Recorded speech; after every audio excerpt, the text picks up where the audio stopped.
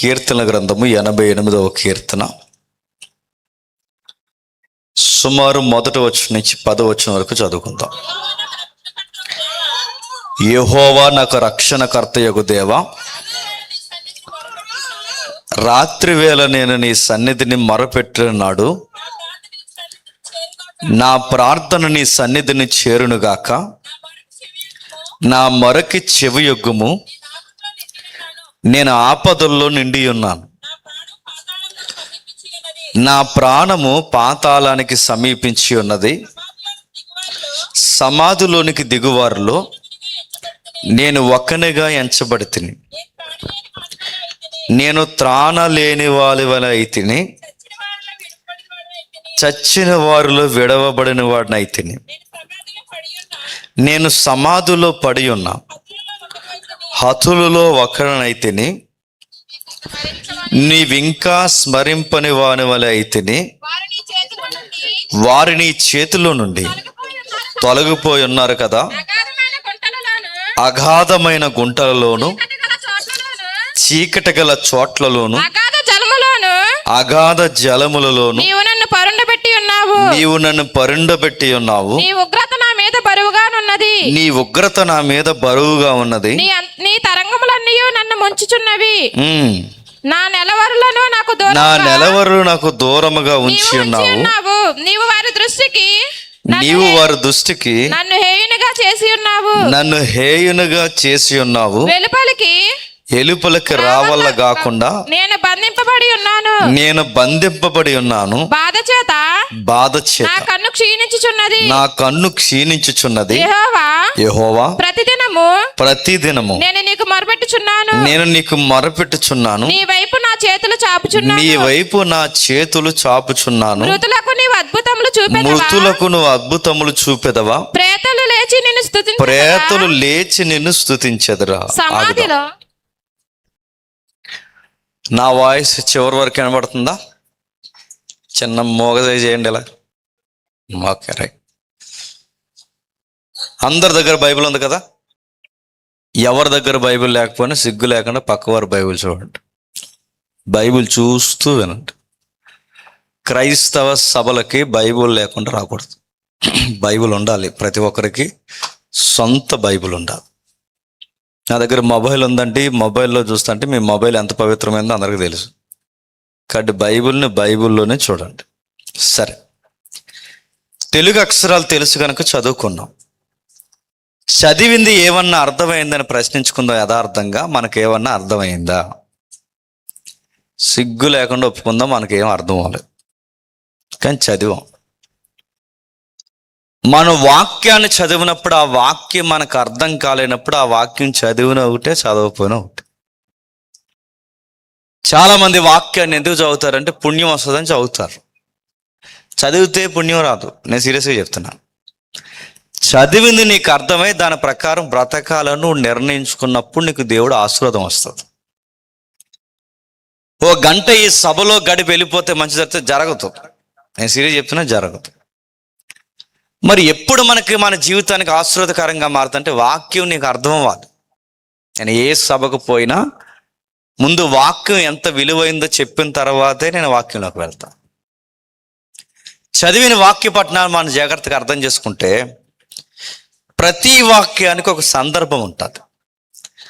ఆ సందర్భానుసారంగానే వాక్యాన్ని అర్థం చేసుకోవాలి. సందర్భం అంటే అసలు ఎవరి కోసం ఏ విషయాలు ఎందుకు మాట్లాడుతున్నారు, ఆ విషయాలు చదవడం వలన ఈ కాలంలో మనకు ఉపయోగం ఏంటి, దీన్ని మినిమం కామన్ సెన్స్ అంటారు. లేదా స్థానికంగా చదువుకుంటాం, లేదా సమకాలీన పరిస్థితుల్లో చదువుకుంటున్న మనకి ఎప్పుడో పురాతనమైన వాక్యం చదువుతున్న మనకి ఇప్పుడు ఏంటి ఉపయోగం, దానివల్ల మనకి ఏంటి ఉపయోగం అంటే మీకు ఉదాహరణ చెప్తాను వినండి. చాలా మంది తల్లులు చెల్లెళ్ళు పెద్దమ్మలు కనబడుతున్నారు. అందరికీ సంసారంలో ఏదో ఒక బాధలు ఉంటాయి, ఉండవా? ఉంటాయిగా. మాకు సంసారంలో బాధలు లేవంటే అది సంసారం కాదు, దొంగలు. ఇంకా గుర్తుపెట్టుకోండి, ఏదో ఒక బాధ ఉంటుంది. బాధలు లేనిదే సంసారం దేవుడు సంసారం కదా. ఈ మధ్యకాలంలో ఎక్కువైపోయినాయి బాధలు. ఈ బాధలు ఎక్కువైపోయినప్పుడు చాలా మంది ఏం చేస్తున్నారంటే అత్త చేత పడలేకపోతున్నారు, లేదా ఆడబడి చేత పడలేకపోతున్నారు, తోబుట్టువులని చెప్పుకున్న వాళ్ళ చేత పడలేకపోతున్నారు. అన్నిటినీ వదిలేసి ఏ మనిషినైతే చూసి వచ్చిందో వాడే తిరగబడుతుంటే ఇంకెవడికి చెప్పుకోవాలో అర్థం కాక అనేకులు చేసుకుంటున్న పని ఏంటంటే సూసైడ్ చేసుకుంటున్నారు. ఇలా ఆత్మహత్యలు చేసుకుంటున్న వారు చర్చిలకు వస్తారు. ఈ చర్చికి వచ్చినప్పుడు దేవుడు వాళ్ళతో మాట్లాడతాడు. ఎలా మాట్లాడతాడు? వాక్యంలోంచి మాట్లాడతాడు. ఆ వాక్యంలోంచి దేవుడు మాట్లాడుతున్నప్పుడు గ్రహించడం మనకు తెలియాలి. ఎలా మాట్లాడతాడు వాక్యంతో? ఇలా వాక్యాన్ని చదివేస్తే మాట్లాడు, గుర్తుపెట్టుకోండి. వాక్యంలోంచి ఎలా మాట్లాడంటే, నీకన్నా ఘోరాతి ఘోరంగా ఒక యజమానురాలు ఆడిన గేమ్కి, ఒక యజమానుడు తీసుకున్న నిర్ణయానికి మధ్యలో అన్యాయం అయిపోయిన ఆగర్ అనే ఒక చరిత్ర ఉంది. ఆ ఆగరు చేపట్టుకుని దేవుడు ఆశీర్వదించాడు. ఏమన్నాడు తెలుసా? ఇదిగో నిన్ను నేను ఆశీర్వదిస్తాను, నీ పిల్లలను ఆశీర్వదిస్తాడు. ఆ ఆశీర్వాదమే ప్రజెంట్ గల్ఫ్ దేశాలు అయినాయి. మీకు తెలుసు కదా, కువైట్, మస్కట్, దుబాయ్. అంటే అప్పుడు ఆగరమ్మకి ఇచ్చిన మాట ఈరోజు కువైట్లో అంటే గల్ఫ్ అంతా దీవింపబడింది. ఎందుకంటే ఆ ఆగరమ్మ పిల్లలే ఇప్పుడు గల్ఫ్ దేశాలు. అంటే దేవుడు మీకు అది చదువుతుంటే ఏమర్థమవుతుందంటే, ఆగర సందర్భం చదువుతున్నప్పుడు ఒక సంసారిగా దేవుడు నీతో ఎలా మాట్లాడతాడంటే, ఆ రోజు ఆగర జీవితాన్ని ఆదరించిన దేవుడు నా జీవితాన్ని కూడా ఆదరిస్తాడు. ఇది దేవుడు మాట్లాడే విధానం. మరలా నేను చెప్తున్నాను వినండి. తండ్రి ఆడిన గేమ్కి, భర్త తీసుకున్న నిర్ణయానికి మధ్యలో అన్యాయం అయిపోయిన ఒక తల్లి ఉంది. ఆవిడ పేరు లేయా. ఆ లేయాకి ఏమైనా సంబంధం ఉందా? వాళ్ళ నాన్న కంగారుగా రాత్రి పెళ్లి చేస్తాడు. వీళ్ళ ఆయన చూడకుండా చెల్లి అనుకుని నీవుని చేసేసుకున్నాడు. మధ్యలో అన్యాయం అయిపోయింది ఎవరు చెప్పండి? లేయమ్మ. ఆ లేయమ్మ జీవితాన్ని ఆశీర్వాదకరంగా మార్చింది ఎవరు? యెహోవా. ఆ సందర్భం చదువుతుంటే నీకు నాకు ఏమర్థమవుతుందంటే, ఆ రోజు లేయమ్మని వాదార్చిన దేవుడు ఈ జనరేషన్లో నా జీవితాన్ని కూడా దేవుడు, ఇది దేవుడు మాట్లాడడం. దేవుడు ఎలా మాట్లాడతాడంటే కుమారి అని పిల్లడు, గుర్తెట్టుకోండి. దేవుడు ఎలా మాట్లాడతాడంటే ఇలా రా అని చెప్పడు. దేవుడు రాత్రి కలల్లోకి వచ్చి, ఇదంతా పక్కన పెట్టండి, దేవుడు ఈ తరంలో మాట్లాడేది ఏదన్నా ఉంది అంటే నువ్వు బైబిల్ చదవాలి. ఆ బైబిల్ చదువుతుంటే ఆ తరాలలో ఆ వ్యక్తుల జీవితాన్ని వాదార్చిన దేవుడు ఈ తరంలో నా జీవితాన్ని కూడా చెప్పండి వాదారుస్తాను. ఒక ధైర్యం వస్తుంది. ఆ ధైర్యం రావడమే దేవుడు మాట్లాడు. ఒక కుటుంబ యజమానుడు అయితే నీలాంటి యజమానుల్ని దేవుడు చరిత్రలో ఎలా వాదాచి నిలబెట్టాడో బైబిల్లో కుటుంబ యజమానుల చరిత్రలు ఉన్నాయి. అవి చదువుతున్నప్పుడు యజమానుడిగా నిన్ను కూడా ఆశీర్వదిస్తాడు ఆయన. ఇలా చదువుకుంటూ పోతే అనేకమైన ఉదాహరణలు మనకు బైబిల్లో ఉన్నాయి. ఇప్పుడు మనం ముందుకు వద్దాం. అసలు ఏంటి 88వ కీర్తన? ఇది రాస్తున్నాడు, మీరు చూడండి. యెహోవా నా రక్షణకర్తయగు దేవా, రాత్రి వేళ నీ సన్నిధి నేను మర్పెటంటే ఇది పాట, ప్రార్థన. అక్కడ రాసిన చూడండి, యెహోవా నా రక్షణకర్తయగు దేవా, నేను రాత్రి వేళ నీ సన్నిధిని మర్పెడుతున్నాను. ఇది పాట, ప్రార్థన. ప్రార్థనలో పాట అంటే కీర్తనలు అనగానే ఇవి కీర్తనలు అనుకోకండి. కీర్తనలు అనగానే ఈ రోజు రాస్తున్నారు చూసారా పనికిమాల కీర్తనలు, ఆ కీర్తనలు అనుకోకండి. ఎందుకంటే వాక్యాలు తక్కువ, బీట్ సౌండ్లు ఎక్కువ. ఇప్పుడు కీర్తనలకు అర్థం పర్థం ఉన్నాయా? డ్యాన్సులు, వర్షిప్పులు చేస్తున్నారు. వర్షిప్పులు అనాలి, ఊరేగింపు అనాలి, అర్థం అవట్లేదు. అది వర్షిప్పా నడుతున్నాను. ఏం వర్షిప్పులు చెప్పండి? వర్షిప్పులు అవి. వర్షిప్ అంటే ఏంటి? ఆత్మతోను సత్యముతోను దేవుణ్ణి ఆరాధించాలి. ఇప్పుడు వర్షిప్ అంటే ఏంటి? గట్టిగా మ్యూజిక్ కొట్టేసి, గట్టిగా ఎగిరేసి, బైబిల్ కాళ్ళ దగ్గర పెట్టేసుకుని, ఇది వర్షిప్పా? నడ్డ కూడా అందరికీ దేవుడు ఏమనుకుంటున్నారు? ఇది వర్షిప్ కాదు. నడుతున్నాను, అడావడి చేస్తారు. ఊరేగింపులు అడావడి చేస్తారు చూసారు, ఎగిరి అడావడి చేసి. ఈ వర్షిప్పులు కాదు. వర్షిప్ ఏంటంటే దేవుడు అల్లరి చేయడు, సమాధానకరంగా ఉంటాడు. ఇక్కడ మీకు అర్థం కావాల్సింది ఏంటంటే బైబిల్లో కీర్తనలు ఈ జనరేషన్ కీర్తనలు లాంటివి కాదు. బైబిల్లో కీర్తనలో వాక్యాలు ఉన్నాయి. బైబిల్లో కీర్తనలు దేవుని మాట ఉంది. బైబిల్లో కీర్తనలు జీవిత పాఠాలు ఉన్నాయి. బైబిల్లో కీర్తనలు భక్తుల యొక్క కన్నీళ్ళు ఉన్నాయి. బైబిల్లో కీర్తనల వెనకాల ప్రార్థనలు ఉన్నాయి. వాళ్ళు ప్రార్థన చేస్తున్నప్పుడు చూడండి, యెహోవా నా రక్షణకర్త యొగు దేవా, నేను రాత్రి వేళ నీ సన్నిధిని మొరపెడుతున్నా. నేను ఎవ్రీడే ఏం చేస్తున్నా, నీకు ప్రార్థన చేస్తున్నా. నేను ఎంతగా ప్రార్థన చేస్తున్నాను, నా ప్రార్థన నీ సన్నిధిని చేరేంత వరకు నేను మొరపెడుతున్నాను. నా జీవితం అంతా ఆపదలు నిండిపోయాయి. నా పరిస్థితి ఎలా అయిపోయిందంటే, రేపు ఈ ఊర్లో ఎవడ చచ్చిపోతాడు అంటే నెక్స్ట్ నేనే చచ్చిపోతాను అన్నట్టు ఉంది ప్రభు అని ఈ కీర్తన రాస్తున్నాయని అంటున్నాడు. మీకు అర్థమవుతుంది ఈ మాటలు చెప్తున్న విషయాలు? అంటే ఈ కీర్తనకారుడు బాధపడుతున్నాడు. నేను డైలీ ప్రార్థన చేస్తున్నాను, దేనికంటే నా జీవితంలో ఒక ఆపదలు వచ్చాయి. ఆ ఆపదలు ఎంతగా వచ్చాయి, నీకు చరణజొచ్చి నీ చెవి యొగ్గుతావని నీకు డైలీ నేను ప్రార్థన చేస్తున్నాను. కానీ నేను పాతాళంలోనికి సమీపించి సమాధిలోనికి దిగువారిలో నేను ఒకడిని అయిపోయాను. ఈరోజు వీళ్ళు చనిపోయారు, రేపు వాళ్ళు చనిపోతారు. నెక్స్ట్ ఎవర్రా చనిపోయేదంటే జనాలు ఇట్టే చెప్తున్నారు నెక్స్ట్ నేను. ఎందుకంటే నేను ఏడ్చి చచ్చిపోయేవారి జాబితాలో నెక్స్ట్ నేనే అన్నట్టున్నాను అన్నాడు. ఇప్పుడు ప్రశ్న, ఎంత బాధపడిపోవడానికి ఇంతకు ఏం ప్రాబ్లమ్స్ వచ్చాయి ఈయనకి ఏం ప్రాబ్లమ్స్ వచ్చాయో తెలియాలంటే ఇంతకీ ఈయన ఎవరో మనకు తెలియాలి. మెజారిటీ బైబిల్లో కీర్తనలు ఎవరు రాశారు? దావీదు రాశాడు. ఈ కీర్తన ఎవరు రాశారు? నా మాటలు మీకు అర్థమవుతుంది, బాగా వినండి. ప్రతి కీర్తన వెనకాల ఒక రైటర్ ఉన్నాడు. కీర్తనలన్నీ దావీదు రాయలేదు, కీర్తనలన్నీ మోసే రాయలేదు, కీర్తనలన్నీ సొలొమోన్ రాయలేదు, కీర్తనలన్నీ కోరాహు కుమారులు కూడా రాయలేదు. కీర్తనలు ఇంకా ఎవరైతే కనబడుతున్నా ఆసాపు రాయలేదు. కీర్తనలు గుర్తు తెలియని వ్యక్తులు రాయలేదు. కీర్తనలు మెజారిటీ చాలా మంది వ్యక్తులు రాశారు. దావీదు అనేకమైన కీర్తన రాశాడు, సొలొమోన్ రాశాడు, ఆ తర్వాత రాజులు రాశారు, కొన్ని గుర్తు తెలియని కీర్తనకారులు ఉన్నారు. అయితే ఈ కీర్తన లైఫ్లో ఒకే ఒక్కసారి ఒక వ్యక్తి కీర్తన రాశాడు. తన జీవితంలో ఏడ్చి చివరికి చచ్చిపోయే వారి జాబితాలో ఒకడన్నట్టు అయిపోయి రాశాడు. ఆ ఒక్క కీర్తన జీవితంలో రాశాడు. ఆ ఒక్క కీర్తన దేవుడి కీర్తన గ్రంథంలో పెట్టించాడు. ఎవరు ఆ కీర్తన రాసిందంటే చిన్న అక్షరాలు రాశాడు చూడండి. ప్రధాన గాయకుడికి యజ్రాయిడైన యామాను రచించిన దైవ జ్ఞానము. ఏంటట? యజ్రాయిడైన యామాను అంటే రాసిన ఆయనేమంటే దీని యొక్క ఆధార్ ఎవరైతే ఉన్నాడో, ఈ కీర్తన పుట్టడానికి కారణం ఒక ఆయన అయితే ఈ కీర్తన వెలుగులోకి తెచ్చింది ఎవరంట? కోరాహు కుమార్. ఇప్పుడు ప్రశ్న, కోరాహు కుమారులు ఎవరు చెప్పాలి? కోరాహు కుమారులు ఎవరు? నేను చెప్తే చేతవేనా? మోసే గారు తెలుసుగా, తెలిసినా తెలియకపోయినా తెలిసినట్టే తెలుసు కదా మోసే గారు. మోసే అనే ఆయన ఒక నాయకుడయ్యి 6 లక్షల నుంచి 20 లక్షల మంది ఐగుప్తి నుంచి ఎర్ర సముద్రం పాయలు చేసి నేడో రేపో కానాను భూభాగాన్ని నడిపిద్దాం అనుకునే టయానికి ఒక వంకరుడు తిరగబడిపోయాడు. ఆ వంకరోడి పేరు కోరాహు.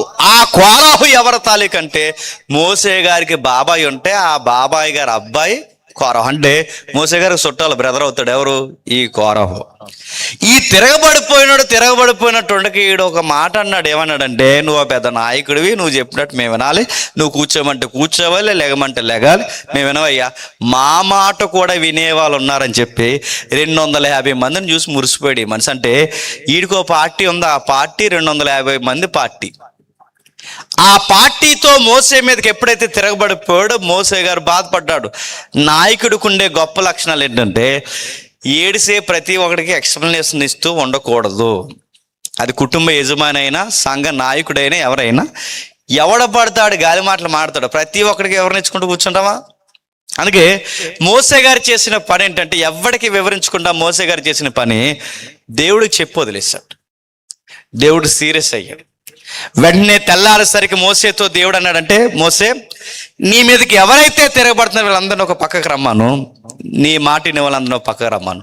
ఈ పక్కకు వచ్చిందంతా ఎవరో మనకు తెలుసు, కోరాహు కుమారులు. కోరాహు ఇటువైపు వచ్చిన అందరూ మోసే. కోరాహు మాట్లాడిన 250 మంది వచ్చారు. ఆ 250 మందితో బాగా వినాలి, భూమి విడిపోయి ఒకేసారి భూమి కోరాహు యొక్క అనుసరించిన ఆయన బృందాన్ని ఒకేసారి భూమి మింగేసి చంపేసింది. కోరాహు చనిపోయాడు, కానీ ఎవరు చనిపోలేదంటే కోరాహు కొడుకులు చనిపోయారు. ఎందుకంటే అప్పుడు చిన్న చిన్న పిల్లలు.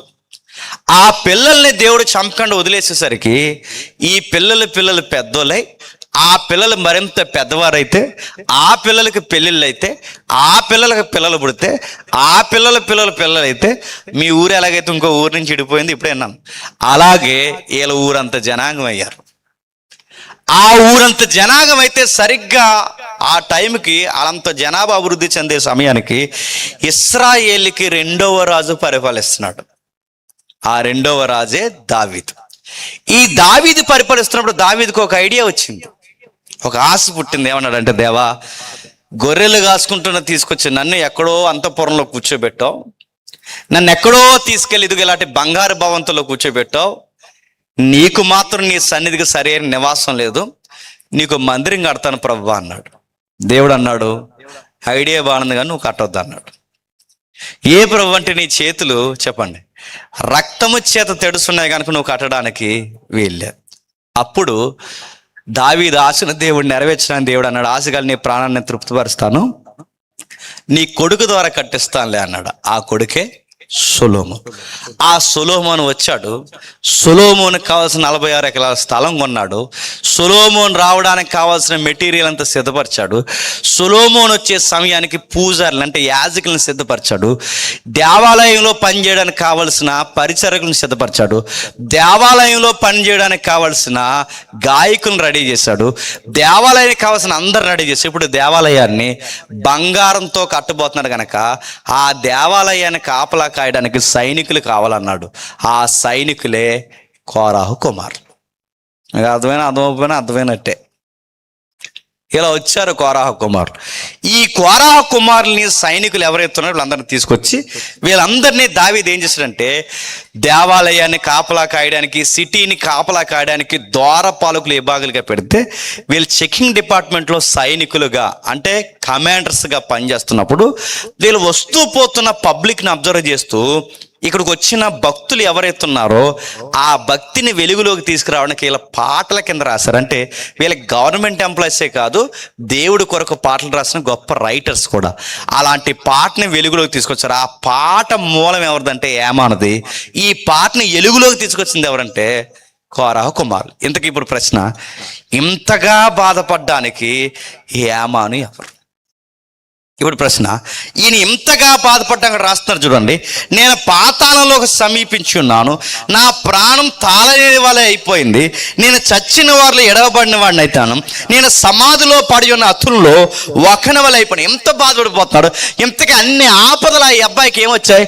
ఎప్పటి నుంచి పడుతున్నాడు ఈ బాధలు అంటే? బాగునండి, చిన్నప్పటి నుంచి పడుతున్నాడు అంట. ఇంతకీ అబ్బాయి ఎంత? రైటర్స్ వయసు అడిగితే వయసు చెప్తున్నారు. ఇంతకీ అబ్బాయి వయసు ఎంత? 25 years.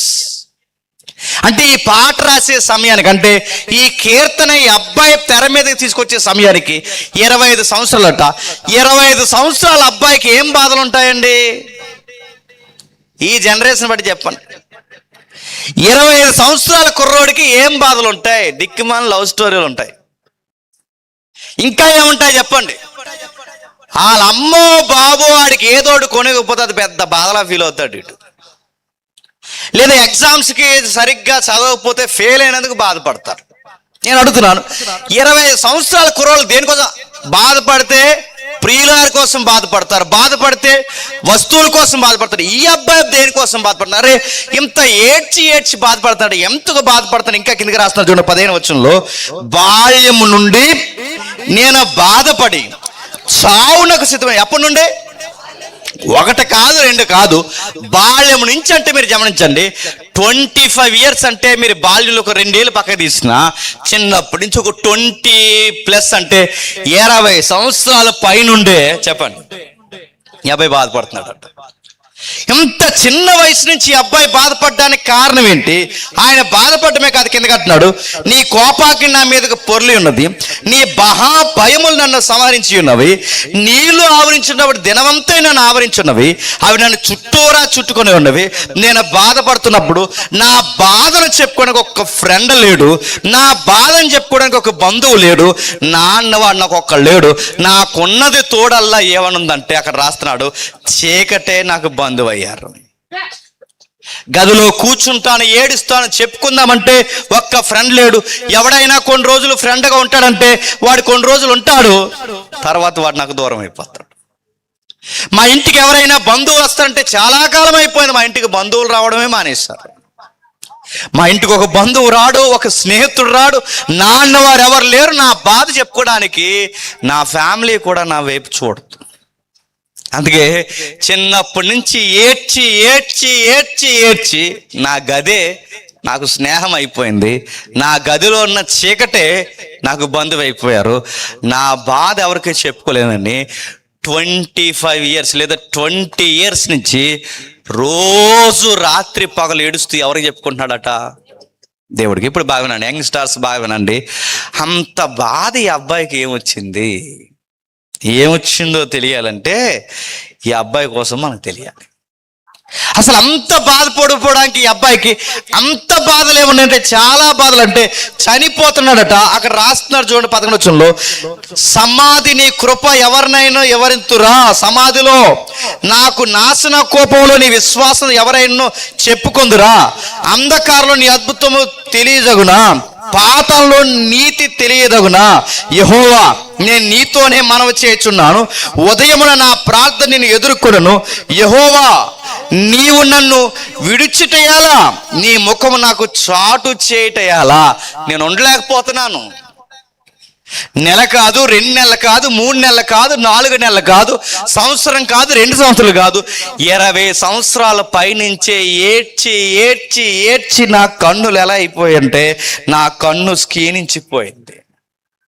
నా కన్నులు ఎక్కువ ఏడిస్తే ఏమో చెప్పండి, కంటి చూపుకి ఇబ్బంది అవుద్ది. ఎక్కువ ఏడిస్తే ఈ కళ్ళు కింద వలయాలు వస్తాయి. ఎక్కువ ఏడిస్తే డిప్రెషన్ మనం చాలా రోగాల్లో గెంటేస్తుంది. ఎక్కువ ఏడిస్తే ఆ మానసికమైన రోగం మనిషిని నిలువెల్లా పాడు చేస్తుంది. ఈ అబ్బాయి అంటున్నాడు, నేను ఏడ్చి ఏడ్చి మృతునైపోయేలా ఉన్నాను, ఏడ్చి ఏడ్చి చచ్చిపోయేలా ఉన్నాను. నేను ఎంతగా ఏడుస్తానంటే ఇక నేడో రేపో చనిపోతానేమో. ఇప్పుడు ప్రశ్న, ఎంత ఏడుస్తున్నాడంటే ఇతనికి ఏటి సందర్భం? చూద్దాం ఒకసారి. ఎవరి అబ్బాయి? మొదటి దినవృత్తాంతాల గ్రంథం ఒకసారి తీయండి. మొదటి దినవృత్తాంతాల గ్రంథం 6వ అధ్యాయం. మొదటి దినవృత్తాంతాల గ్రంథం 6వ అధ్యాయం 33వ వచనం. మొదటి దినవృత్తాంతాల గ్రంథం 6వ అధ్యాయం 33వ వచనం.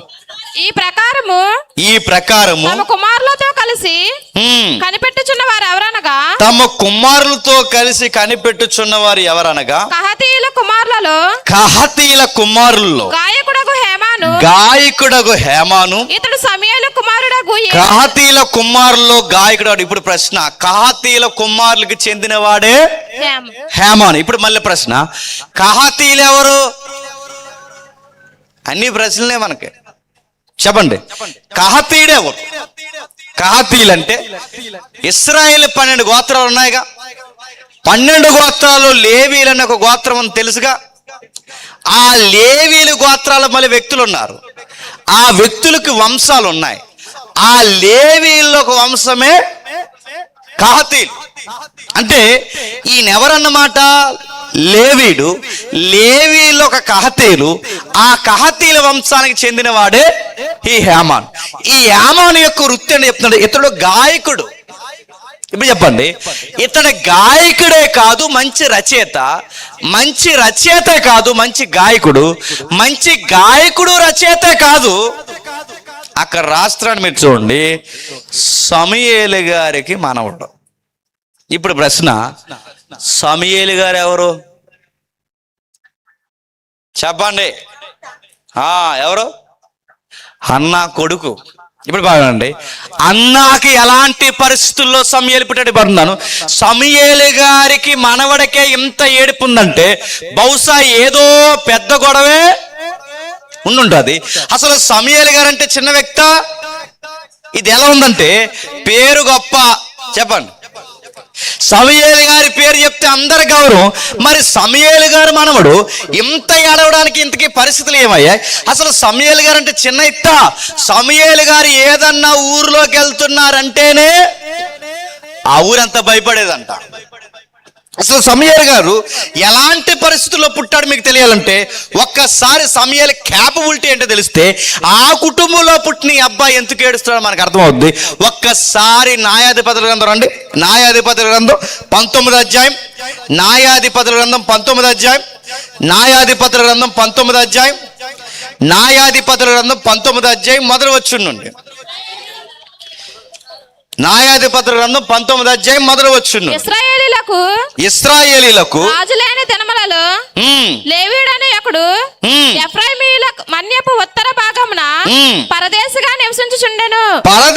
నివసించుచుండెను. అతడు యోధా బెత్లెహేములో నుండి ఒక స్త్రీని తనకు ఉపపత్నిగా తెచ్చుకొనగా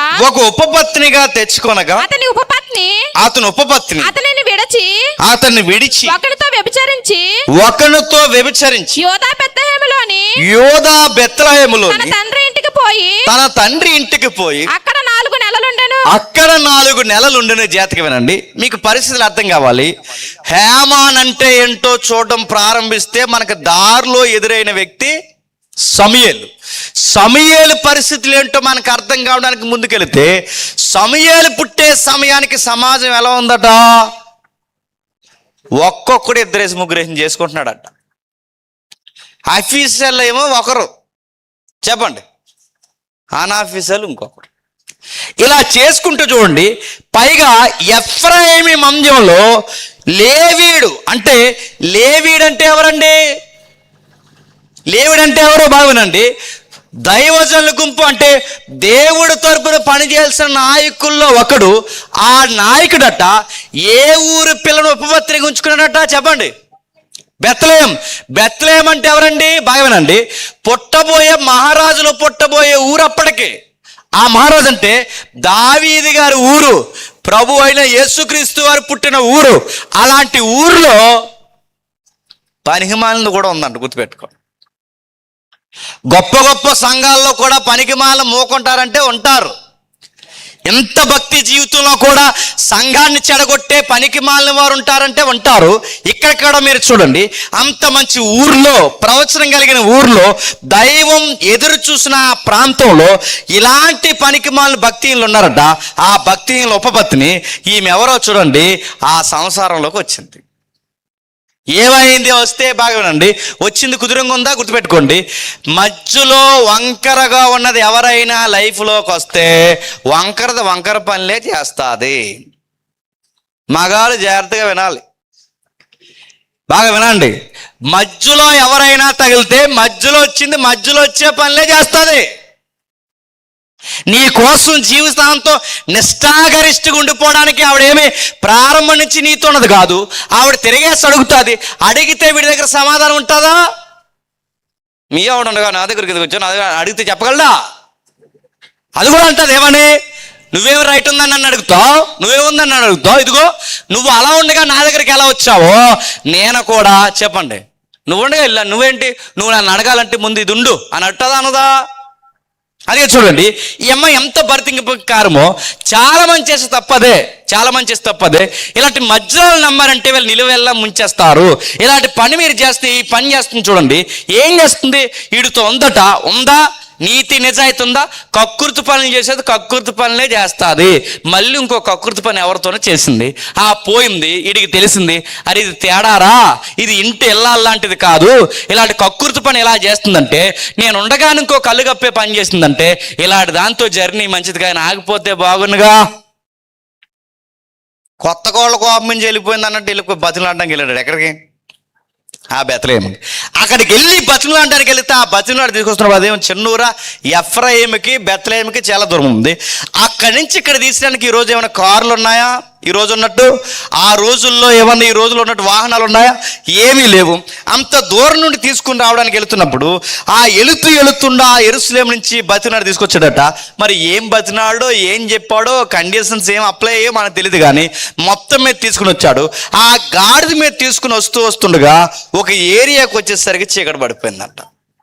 జాతికి వినాలి. ఆ ఏరియా వచ్చేసరికి చీకటి పడిపోతే ఏమవుతుంది? 19 అయితే మా గాడిదలకు గడ్డి మొదలైన మేత నాకును నా పనికెత్తుకును నీ దాసులతో కూడానున్న నా నౌకరులకు ఆహారము ద్రాక్షరసము ఉన్నవి, ఏది తక్కువ లేదని అతనితో చెప్పాడు. ఎందుకంటే అతనితో అంటే ఎవరు? ఒక ఏరియాకి వచ్చాడు. ఆ ఎఫ్రాయిం నుంచి బెత్లెహేము నుంచి ఎఫ్రాయింకి వెళ్ళిపోవడానికి ఈ అమ్మాయిని బతిమలాడుకుని తీసుకుని వెళ్ళిపోతే ఒక ఏరియాకి వచ్చేసరికి చీకటి పడిపోయాం. సరిగ్గా ఆ ఏరియాకి వచ్చే చీకటి పడిపోతే ఒక పెద్ద ఆయన ఉన్నాడు, ముసలాయన. ఆ ముసలాయన అన్నాడు, బాబు మా ఏరియాలు రాత్రులు తిరక్కండి, ఈ రాత్రులు మా ఏరియా తిరిగి వెళ్తే కొంచెం ప్రమాదం, మా నైట్ మీరేమన్నా మా ఇంట్లో ఉండిపోయి మీరు తెల్లారేక ప్రయాణం చేస్తే బెటరు, అవసరమైతే మీ అవసరాలన్నీ నేను తీరుస్తానంటే ఇప్పుడు ఈ నన్నడట ఈ లేవీడు మాకు అన్నీ ఉన్నాయి, మా నౌకర్లకి మా దాసులకి అన్నీ ఉన్నాయి, మేము వెళ్ళిపోతామంటే అప్పుడు ఆయన అంటున్నాడట ఏమని?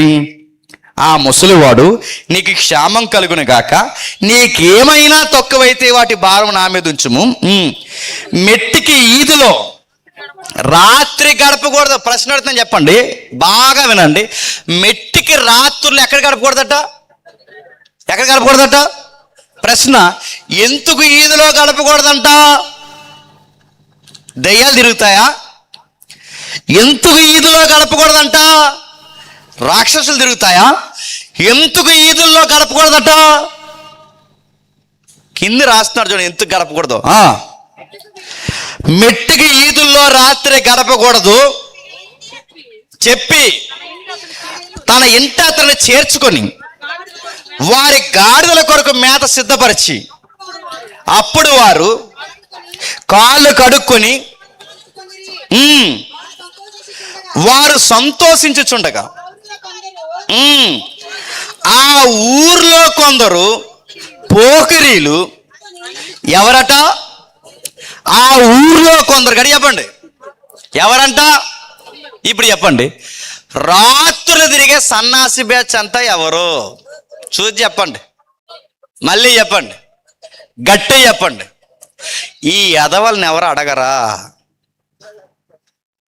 నేను మళ్ళీ చెప్తున్నాను, ఏ నాయకుల్ని గెలిపించుకున్నారో నాకు తెలియదు, కానీ ఏ పంచాయతీ నాయకుడు మీకు గెలిచాడో నాకు తెలియదు, కానీ ఏ ఈది నెంబర్ గెలిచాడో నాకు తెలియదు, కానీ ఇలాంటి సన్నాసిగాళ్ళు రాత్రులు తిరిగితే అడగాలి. అడగకపోతే ఏమవుతుంది అడుగుతాను. ఏం పనని మెట్టికి రాత్రులు ఇల్లు తిరుగుతున్నారు. ఈ రాత్రులు అమ్మ బాబు భయం లేకుండా రాత్రులు మన పేటల్లో ఈదుల్లో తిరుగుతున్న కుర్రోళ్ళని అడగండి, మీరు ఎందుకు తిరుగుతున్నారని అడగండి. మీరు అడగలేదో ఈ తెలిసి తెలియని వయసులో చేసే పనులు ఏదో ఒక క్రైమ్ స్టోరీ క్రియేట్ చేస్తారు. పోకిరి పని చేస్తా అక్కడ చెప్తాను. అందుకే రాత్రులు తిరగకండి నా పెద్ద ఆయన ఎందుకు అంటున్నాడు? రాత్రులు దయ్యాలు తిరగు, రాత్రులు రాక్షసులు తిరగు. మరి రాత్రులు ఎవరు? ఇదిగో ఈ పనికి బాలు తిరుగుతారు. పనా పాట నడుతున్నాడు. వీళ్ళ అమ్మ భయమా? ఉండదు. వీళ్ళ బాబా చెప్పడు. వీళ్ళని కనేస్తారు, వదిలేస్తారు. ఈ మొబైల్ పెట్టుకుని ఆ ఈదిలోకి ఎందుకు తిరుగుతున్నాడు అడగాలని మళ్ళీ అడుగుతున్నాను. ఈసారి అడగండి. మీరెవర్రా మా అబ్బాయిని అనడం కంటే అడుగుతారు. మీ అబ్బాయికి అంత దురదగా ఉంటే మీ ఇంట్లో తిరగమని చెప్పండి. నేను సీరియస్గా చెప్తున్నాను. మీ అబ్బాయికి అంత మెలకు ఉంటే రాత్రి మీ ఇంట్లో తిరగమండి. ఈదులో తిరిగితే ఈదులో గెలిపించుకున్న ఈది మెంబర్ అడుగుతాడు, ఇలాకాలో గెలిపించుకున్న పంచాయతీ నాయకులు అడుగుతారు, గ్రామ పెద్దలు అడుగుతారు. వీడి ఖాళీగా తిరుగుతున్న వాడు క్రైమ్ చేస్తే ఎవడ లెక్క అప్ప చెప్తాడు? ఇంకో మాట చెప్పినా పోలీసు వాడిని చెప్తాను వినండి. ఖాళీగా తిరిగి డౌట్ఫుల్ క్యారెక్టర్ ఉన్న ఎవడి మీద అయినా కంప్లైంట్ పోలీస్ స్టేషన్లో పడేయండి. దెబ్బకి జబ్బు కట్టేస్తుంది. ఎందుకంటే చిన్న వయసులో తాగి ఇలా మొబైల్ చెత్త చెదారం బైకులు గాడిద గుడ్డు ఇవన్నీ చేసి ఇలా తిరిగి నడుపుతాను. ఈ మొబైల్స్లో ఏం చేస్తాడు? బెట్టింగ్ యాప్లు అయ్యి ఈ యాప్లు తీసుకుని అప్పులు తీర్చడానికి ఇలా సూసైడ్లు, మళ్ళీ అప్పులు తీర్చడానికి ఎక్కడో దిక్కున దొంగతనాలు, చివరికి పనికిమాలిన పనులు నడుపుతాను. బయట ఏరియాలో ఇలా ఉంటున్నారు పిల్లలు. నేను అడుగుతున్నాను, బయట అన్యుల ప్రాంతం, మన క్రైస్తవ ప్రాంతాలకు ఏం జబ్బు వచ్చింది? నేను సీరియస్గా అడుగుతున్నాను. మన పిల్లలు రాజ్యాంగాలు రాసే స్థాయిలో ఉండాలని రాజ్యాంగ గ్రంథకర్తలు మన జాతుల్లో పుట్టారు, గుర్తుపెట్టుకోండి.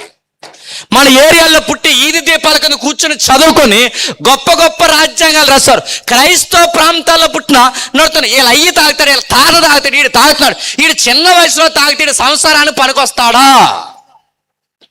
ఈ పోటీగాడికి గుద్దుతే ఎముకలన్నీ ఇరిగిపోయేలా ఉంటాడు. వీడికి రొమ్ము ఉండదు, కండు ఉండదు, ఏముండదు. వీడి ముఖానికి మళ్ళీ గంజాయి.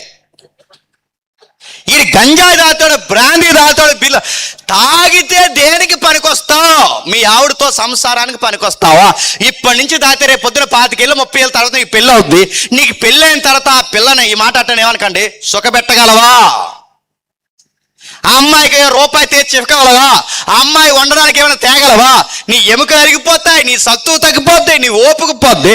రేపు పొద్దున్న నిన్ను కట్టుకున్నందుకు ఆ పిల్లకి ఏ సుఖం లేనందుకు ఏమవ్వాలి? నిన్ను చేసుకున్నందుకు తప్పుడు మార్గాల్లోకి పోవాలా?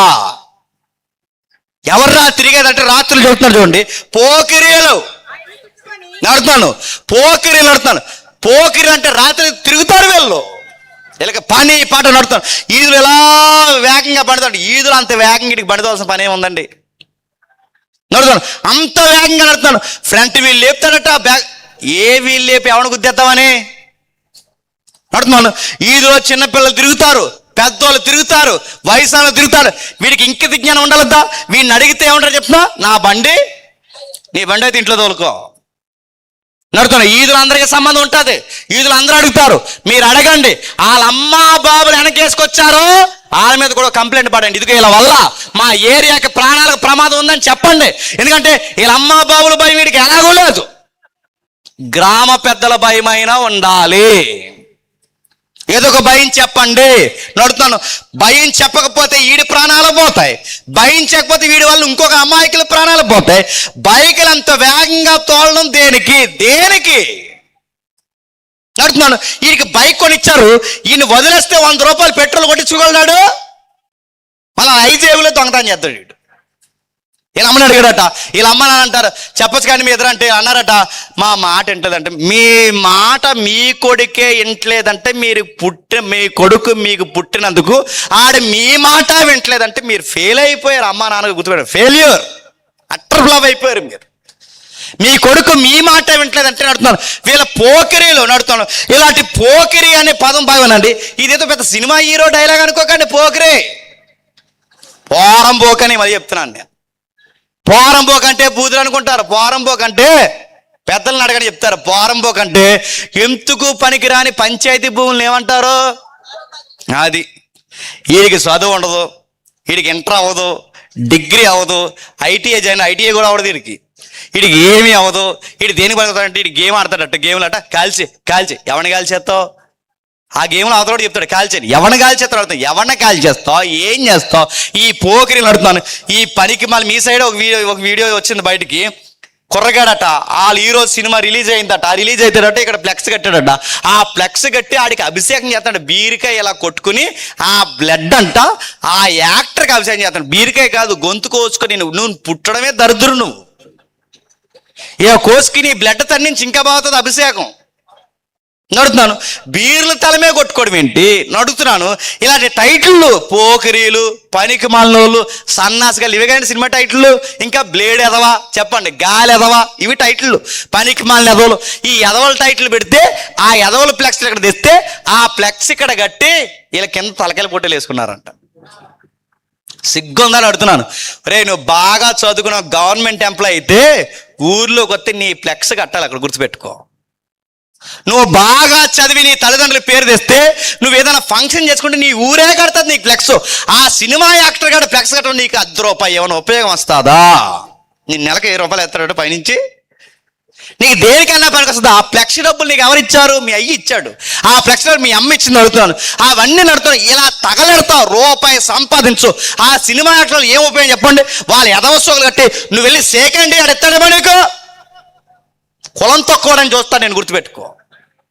నువ్వు వెళ్ళాడు పక్కన నిలబడి కేక్ కట్ చేసి, అయ్యా నీకోసం నేను కేక్ తెచ్చాను కట్ చేయి, నీ మొక్క నోట్లు పెట్టుకుంటే ఒట్టు. నేను అడుగుతున్నాను, బయట పిల్లలు ఎలా ఉన్నారు నాకు తెలియదు. క్రిస్టియన్ ఏరియా చెప్పుకుంటున్న మన ఏరియాలో దరిద్రం ఎక్కువ ఉందండి. మన ఏరియాలో చిన్న వయసులో తాగుతున్నారు, చిన్న వయసులో తగలడిపోతున్నారు, చిన్న వయసులో ప్రేమలు అంటున్నారు, చిన్న వయసులో పిల్లలు అంటున్నారు, చిన్న వయసులో ఆడపిల్లలు మగపిల్లలు ఎలాగే తయారు. ఈ పోకిరీలను ఎలాగే వదిలేస్తే నేను చెప్తున్నాను, ఆ రోజు ఏమైందో చూడండి. ఇల్లంతా చుట్టారు, ఇల్లంతా నడుతున్నారు. ఇల్లంతా దేనికిలా చుట్టారు? ఆ ఇల్లంతా చుట్టి ఈ పనికి మాలంతా ఏకమై తలుపులు కొట్టి నీ ఇంటికి వచ్చిన మనుషులు మేము ఎరిగినట్లు, అతని బయట ఎరిగినట్లంటే అతను చూడాలని కాదు, అతనితో మాట్లాడాలని కాదు, ఒక మగాడుతో ఇలా అంటున్నారట. ఈ మగాళ్ళందరూ, పోకిరిగాళ్ళందరూ, పనికిమాల దరిద్రులందరూ, ఇంకా చెప్పాలంటే ఈ పోరంబోకులందరూ ఆ ఇల్లంతా చుట్టుకుని అన్నారట, ఆ మగాడిని బయట పంపించాను. మగాడు ఎందుకంటే వీళ్ళకి, నా మాట మీకు అర్థమవుతుంది. క్రైమ్ ఎలా ఉంటుంది చెప్పనా, నేర ప్రవృత్తి ఎలా పెరుగుద్దంటే, వీడికి క్రిమినల్ యాటిట్యూడ్ ఎక్కువైపోయిందన్న గుర్తు ఏంటంటే, చిన్న దొంగతనం చేసినప్పుడు ఒకలా ఉంటుంది, అది అలవాటు పడినప్పుడు ఇంకా పెద్ద చేయాలనిపిస్తుంది, ఇంకా చేసినప్పుడు ఇంకా నేరం చేయాలనిపిస్తుంది. వీళ్ళు సెక్సువల్ అఫెన్స్లో ఇంకా ముదిరిపోయి, ఈ మాట అంటున్నాను ఏమనుకోకండి, ఎక్స్ట్రీమ్ అయిపోయారట. ఎక్స్ట్రీమ్ ఏంటి చెప్పనా, ఇప్పుడు ఈ మగాళ్ళకి మగాడు కాదంట, క్షమించండి, మగాళ్ళకి ఆడవాళ్ళు కాదంట, మగాడే కావాలంట. అంటే పాపం ఎలా ఉందో చూడండి. ఈ మధ్యకాలం మీరు చూసలేదు, ఎక్కడా లేనంత ఎక్కువైపోయారు ఈ మధ్య. మీరు చూసారా? ఎవరైనా అడగండి, ఈ మధ్య మీరు చూసలేదు. ఎక్కడ లేనంత అంటే, ఒకప్పుడు ఎక్కడో ఊరికొకరు ఉండేవారు, అంటే ఎవరో అది. ఇప్పుడు అడుగుతున్నాను, ఇప్పుడు ఎక్కువైపోయారు. ఇప్పుడు దరిద్రుడు చెప్పనా, ఇందులో ఉన్నారు మీడియాలో, వీళ్ళకి మళ్ళీ ఇంటర్వ్యూలు, వీళ్ళ సిగ్గుపడిపోవడం. ఆడెవడ ఆడదానికన్నా ఎక్కువ సిగ్గుపడిపోతున్నాడు. వీడు బీటెక్ ఫైనల్ ఇయర్ చదువుతున్నారట, ఆడు బీటెక్ ఫైనల్ ఇయర్ చదువుతున్నారట. ఈ బీటెక్ ఫైనల్ ఇయర్ చదువుతున్న ఇద్దరు కూరగాళ్ళంట, వీళ్ళిద్దరూ ప్రేమించుకున్నారట. ఇద్దరు ప్రేమించుకోవడం ఏంటండి, వీళ్ళిద్దరూ ప్రేమించుకున్నందుకంటే వీళ్ళు పెళ్లి చేస్తున్నారట. ఆ పెళ్లి చేస్తుంటే ఆడికి ఏమి వీడు సుట్లెట్టడం, ఇంకెవరు రాలేదు సుట్లెట్టడం, ఈడేస్తున్నాడు సుట్లు, ఈడు సుట్లెట్టడం, ఈడు తాళి కట్టడం, ఈడు సిగ్గుపడిపోవడం, ఆ ఈడే చచ్చిపోవాలనిపోతుంది. మొగోడు చేసుకోవడం అంటే ఈ జనరేషన్ పెరిగిపోయింది. నా మాటలు మీకు అర్థమవుతున్నా లేదో, అక్కడ రాస్తున్నారు చూడండి. ఆ ఇంటికి వచ్చి చుట్టుముట్టి మగాళ్ళందరూ అంటున్నారట, మాకు మగాడి కావాలి. అసలు న్యాయాధిపతి గ్రంథం 19 అధ్యాయం చదువుతుంటే ఆది కాండం 19 అధ్యాయం గుర్తొస్తుంది. ఆది కాండం 19 అధ్యాయంలో ఉంది సొదొమ గొమొర్రా ఉంది. ఆది కాండం 19 అధ్యాయంలో కూడా సేమ్ ఇలాగే మగాళ్ళతో పోయారు. పాపం ఎక్కువైపోతుంది అన్నాను గుర్తని చెప్పిన, స్త్రీలతో, పురుషులతో జెండర్ మర్చిపోయి, లింగాలు మర్చిపోయి, వాళ్ళ జీవితాలు అద్దులు మీరిపోయి, పాపం ఇంకా కొత్త తరాన్ని ఏదో చూడాలని మనుషులు ఎంత తీవ్ర స్థాయికి పోతారంటే ఇక ప్రకృతి విరుద్ధమైన చర్యలు చేస్తారు.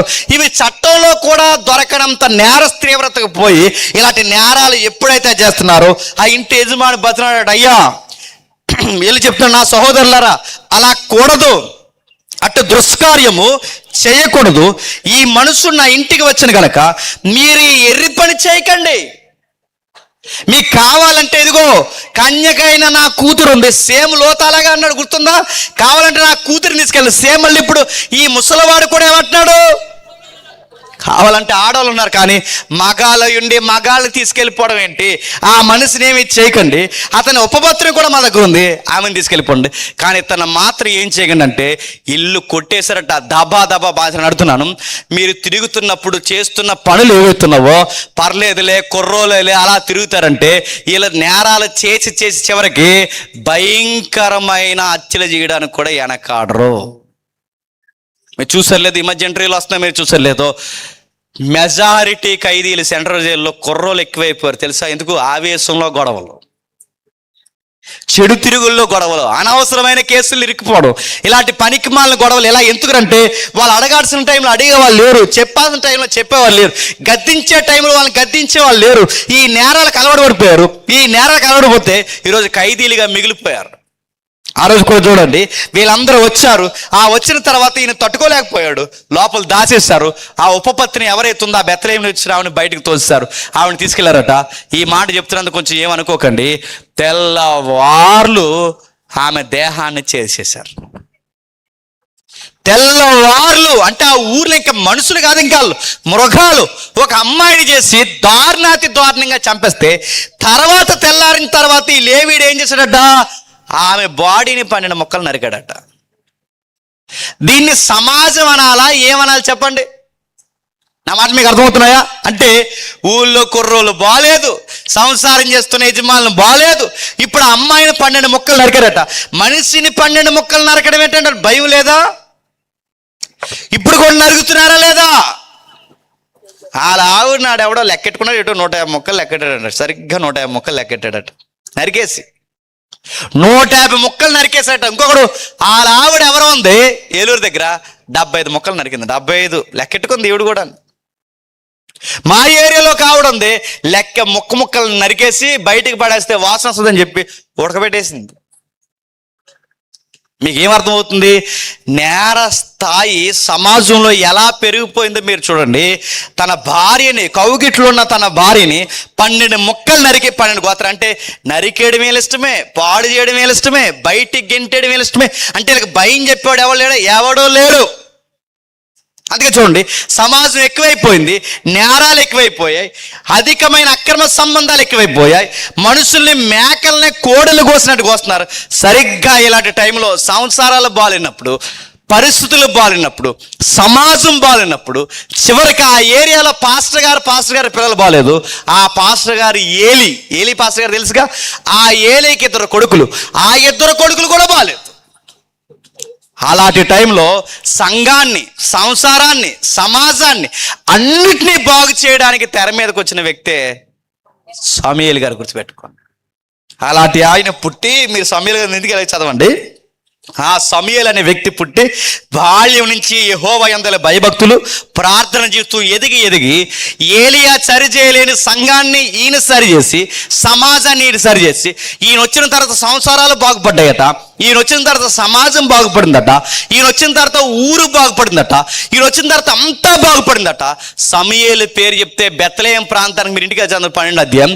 సమూయేలు వస్తుంటే ఆ మొదటి సమూయేలు 12వ అధ్యాయంలో బెత్లెహేము పెద్దలందరూ లేచి నిలబడి అన్నారట, అయ్యా చెప్పండి, మా ఊర్లో యవనస్తులు కానీ మేం కానీ సరి చేసుకోవాల్సినవి ఏమైనా ఉన్నాయి చెప్పండి అని భయపడిపోయినట్టు. సమూయేలు వచ్చిన తర్వాత అన్ని వర్గాలు ఏమయ్యాయి చెప్పండి? బాగుపడ్డాయి. సమూయేలు వచ్చిన తర్వాత అన్నీ బాగుపడ్డాయి. బాగా వినండి, అలాంటి గొప్ప వ్యక్తికి 2 కొడుకులు పుడితే ఆ కొడుకులకు పుట్టిన కొడుకే చెప్పండి హేమాను. బాగా వినండి, తాతయ్య పేరు చెప్తే అందరికి భయం, తాతయ్య పేరు చెప్తే అందరికీ భక్తి, తాతయ్య పేరు చెప్తే అందరికీ భయభక్తులు. మరి తాతయ్య ఎలాంటి తాతయ్య ఉన్నా హేమాను జీవితం ఎందుకు ఇలా అయిపోయిందంటే బాధాకరమైన విషయం ఏదో ఉంది. ఏమైందో తెలియాలంటే ఒక్కసారి 1 సమూయేలు గ్రంథం రండి. 1 సమూయేలు గ్రంథం 8వ అధ్యాయం. 1 సమూయేలు గ్రంథం 8వ అధ్యాయం 1వ వచనం నుండి. సమూయేలు వృద్ధుడైనప్పుడు ఇశ్రాయేలు మీద న్యాయాధిపతులుగా నియమించి,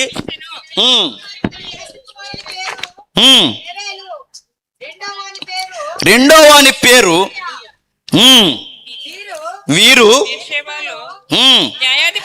వీరు బెర్షెబాలో న్యాయాధిపతులుగా ఉన్నారు. అతని ప్రవర్తన అనుసరింపక ధనాపేక్షకులై లంచములు పుచ్చుకొని న్యాయము తిప్పి. ఇప్పుడు చెప్పండి, 25 సంవత్సరాలకి ప్రాబ్లం ఏమొచ్చింది ఈ అబ్బాయి కంటే? వాళ్ళ తాతయ్య వలన కాదు. ఆ అబ్బాయికి లవ్ స్టోరీలు లేవు, ఆ అబ్బాయి ఏ వస్తువుల కోసం ఆడరు, ఆ అబ్బాయికి ఏ డిసీజ్ కూడా లేదు, ఆ అబ్బాయికి ఎలాంటి మానసికమైన రోగం కూడా లేదు. కానీ ఈ అబ్బాయి ఎందుకు ఏడుస్తున్నాడంటే వాళ్ళ నాన్న బట్టి ఏడుస్తున్నాడట. జాగ్రత్తగా వినాలి. వాళ్ళ నాన్న ఏం చేస్తాడో చెప్తున్నాడు వినండి. వాళ్ళ నాన్న పేరు యోవేలు, ఆ యోవేలుకి పుట్టిన కొడుకే హేమాన్. అంటే ఈ జ్యేష్ఠ కుమారుడు ఎవరైతే ఉన్నారో సమూయేలుకి 2 కొడుకులు పుడితే ఈ 2 కొడుకులు కలిసి చేస్తున్న పని ఏంటట? లంచాలు తీసుకున్నారు. ఏం తీసుకున్నారు? లంచాలు. బాగా వినాలి. లంచాలు తీసుకుని, లంచాలంటే ఈ అబ్బాయికి తల్లిదండ్రులు వీళ్ళ నాన్న వీళ్ళ చిన్నాన్న కలిసి చేసే పని ఏంటంటే దొంగ సంపాదనకు అలవాటు పడ్డారట. పేరెంట్స్ ఎవరైతే ఉన్నారో జాగ్రత్తగా ఉండండి. మీరు ఏదైతే చేస్తారో ఖచ్చితంగా దాని ప్రభావం మీ పిల్లల మీద పడతాది.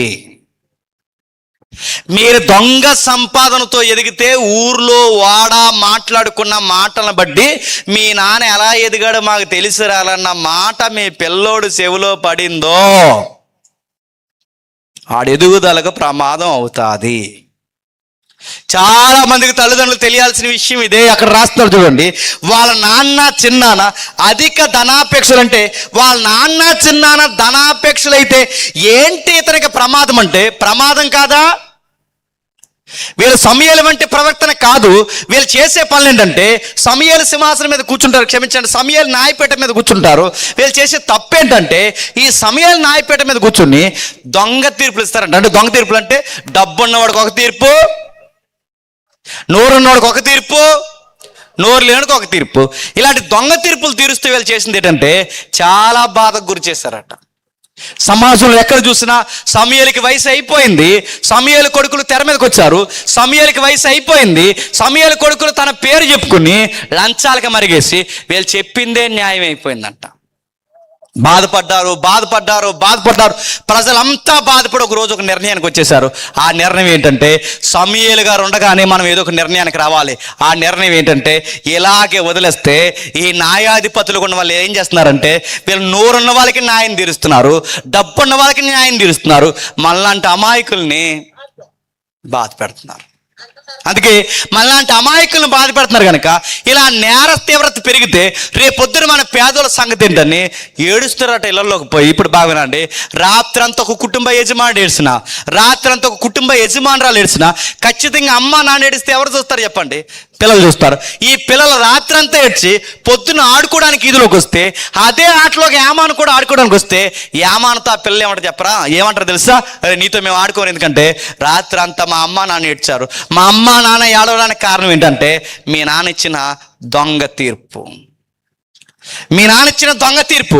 మీ నాన్న దొంగ తీర్పిచ్చి మా పొలం లాక్కున్నాడు, మీ నాన్న దొంగ తీర్పిచ్చి మా ఆస్తులు లాక్కున్నాడు, మీ నాన్న దొంగ తీర్పులు ఇచ్చి మమ్మల్ని అన్యాయం చేశాడు. ఇలాంటి అన్యాయం తీర్పుల వల్ల మీ నాన్న మా అమ్మ నాన్న ఆడడానికి కారణమే.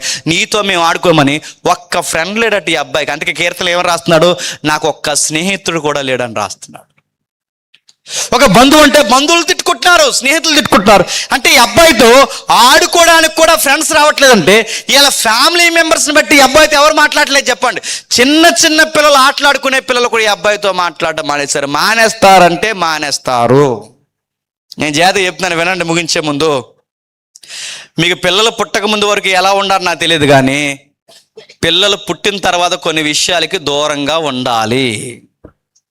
మీరు ప్రతి దాంట్లో తగనమ్మా దూరిపోకూడదు, గుర్తుపెట్టుకోండి. చాలా మందికి పిల్లలు పుట్టిన తర్వాత పనికిమాల గొడవల్లో దూరుతుంటారు మగాళ్ళు. చాలా మంది చెప్తున్నాను, వెళ్ళకండి. నీకు సంబంధం లేని గొడవలు ఆడిడు కొట్టుకుంటే ఇటు మధ్యలో దూరుతావు. నీకు ఎందుకు మధ్యలోకి? నువ్వు మధ్యలో చూస్తావు, నీకేమైనా తగలకూడని చోట తగిలినా, లేదా నీ చేసినప్పుడు ఆడికేమైనా తగిలితే, ఏదైనా కేసు అయితే నేను పోలీసులు తీసుకుపోతే రేపు పొద్దున్న దిక్కులేని భార్య అయిపోతే, దిక్కులేని పిల్లలు అయిపోతే, వీళ్ళ బయటకు వచ్చి ఆడుకోవడం, చిన్న చిన్న పిల్లలు ఆడుకున్నప్పుడు ఈ పిల్లలు అస్సలే ముదురులు వాళ్ళు ఏమంటారు చెప్పిన, మీ నాన్న పోలీసులు తీసిపోయారంటగా అంటారు. ఆ మాట ఆ చిన్న పిల్లడు మనసుని ఎంత బాధ పెడుతుందో తెలుసా? చాలా మంది తల్లికి మరి బుద్ధి జ్ఞానం ఉండదు. అరే చిన్న పిల్లలు ఉన్నారు, కొన్ని పనులు ఉంటాయి, కొన్ని మానే. పిల్లలు పుట్టిన తర్వాత ఇప్పటికి ఎలా ఏడుసో ఇప్పుడు మానే.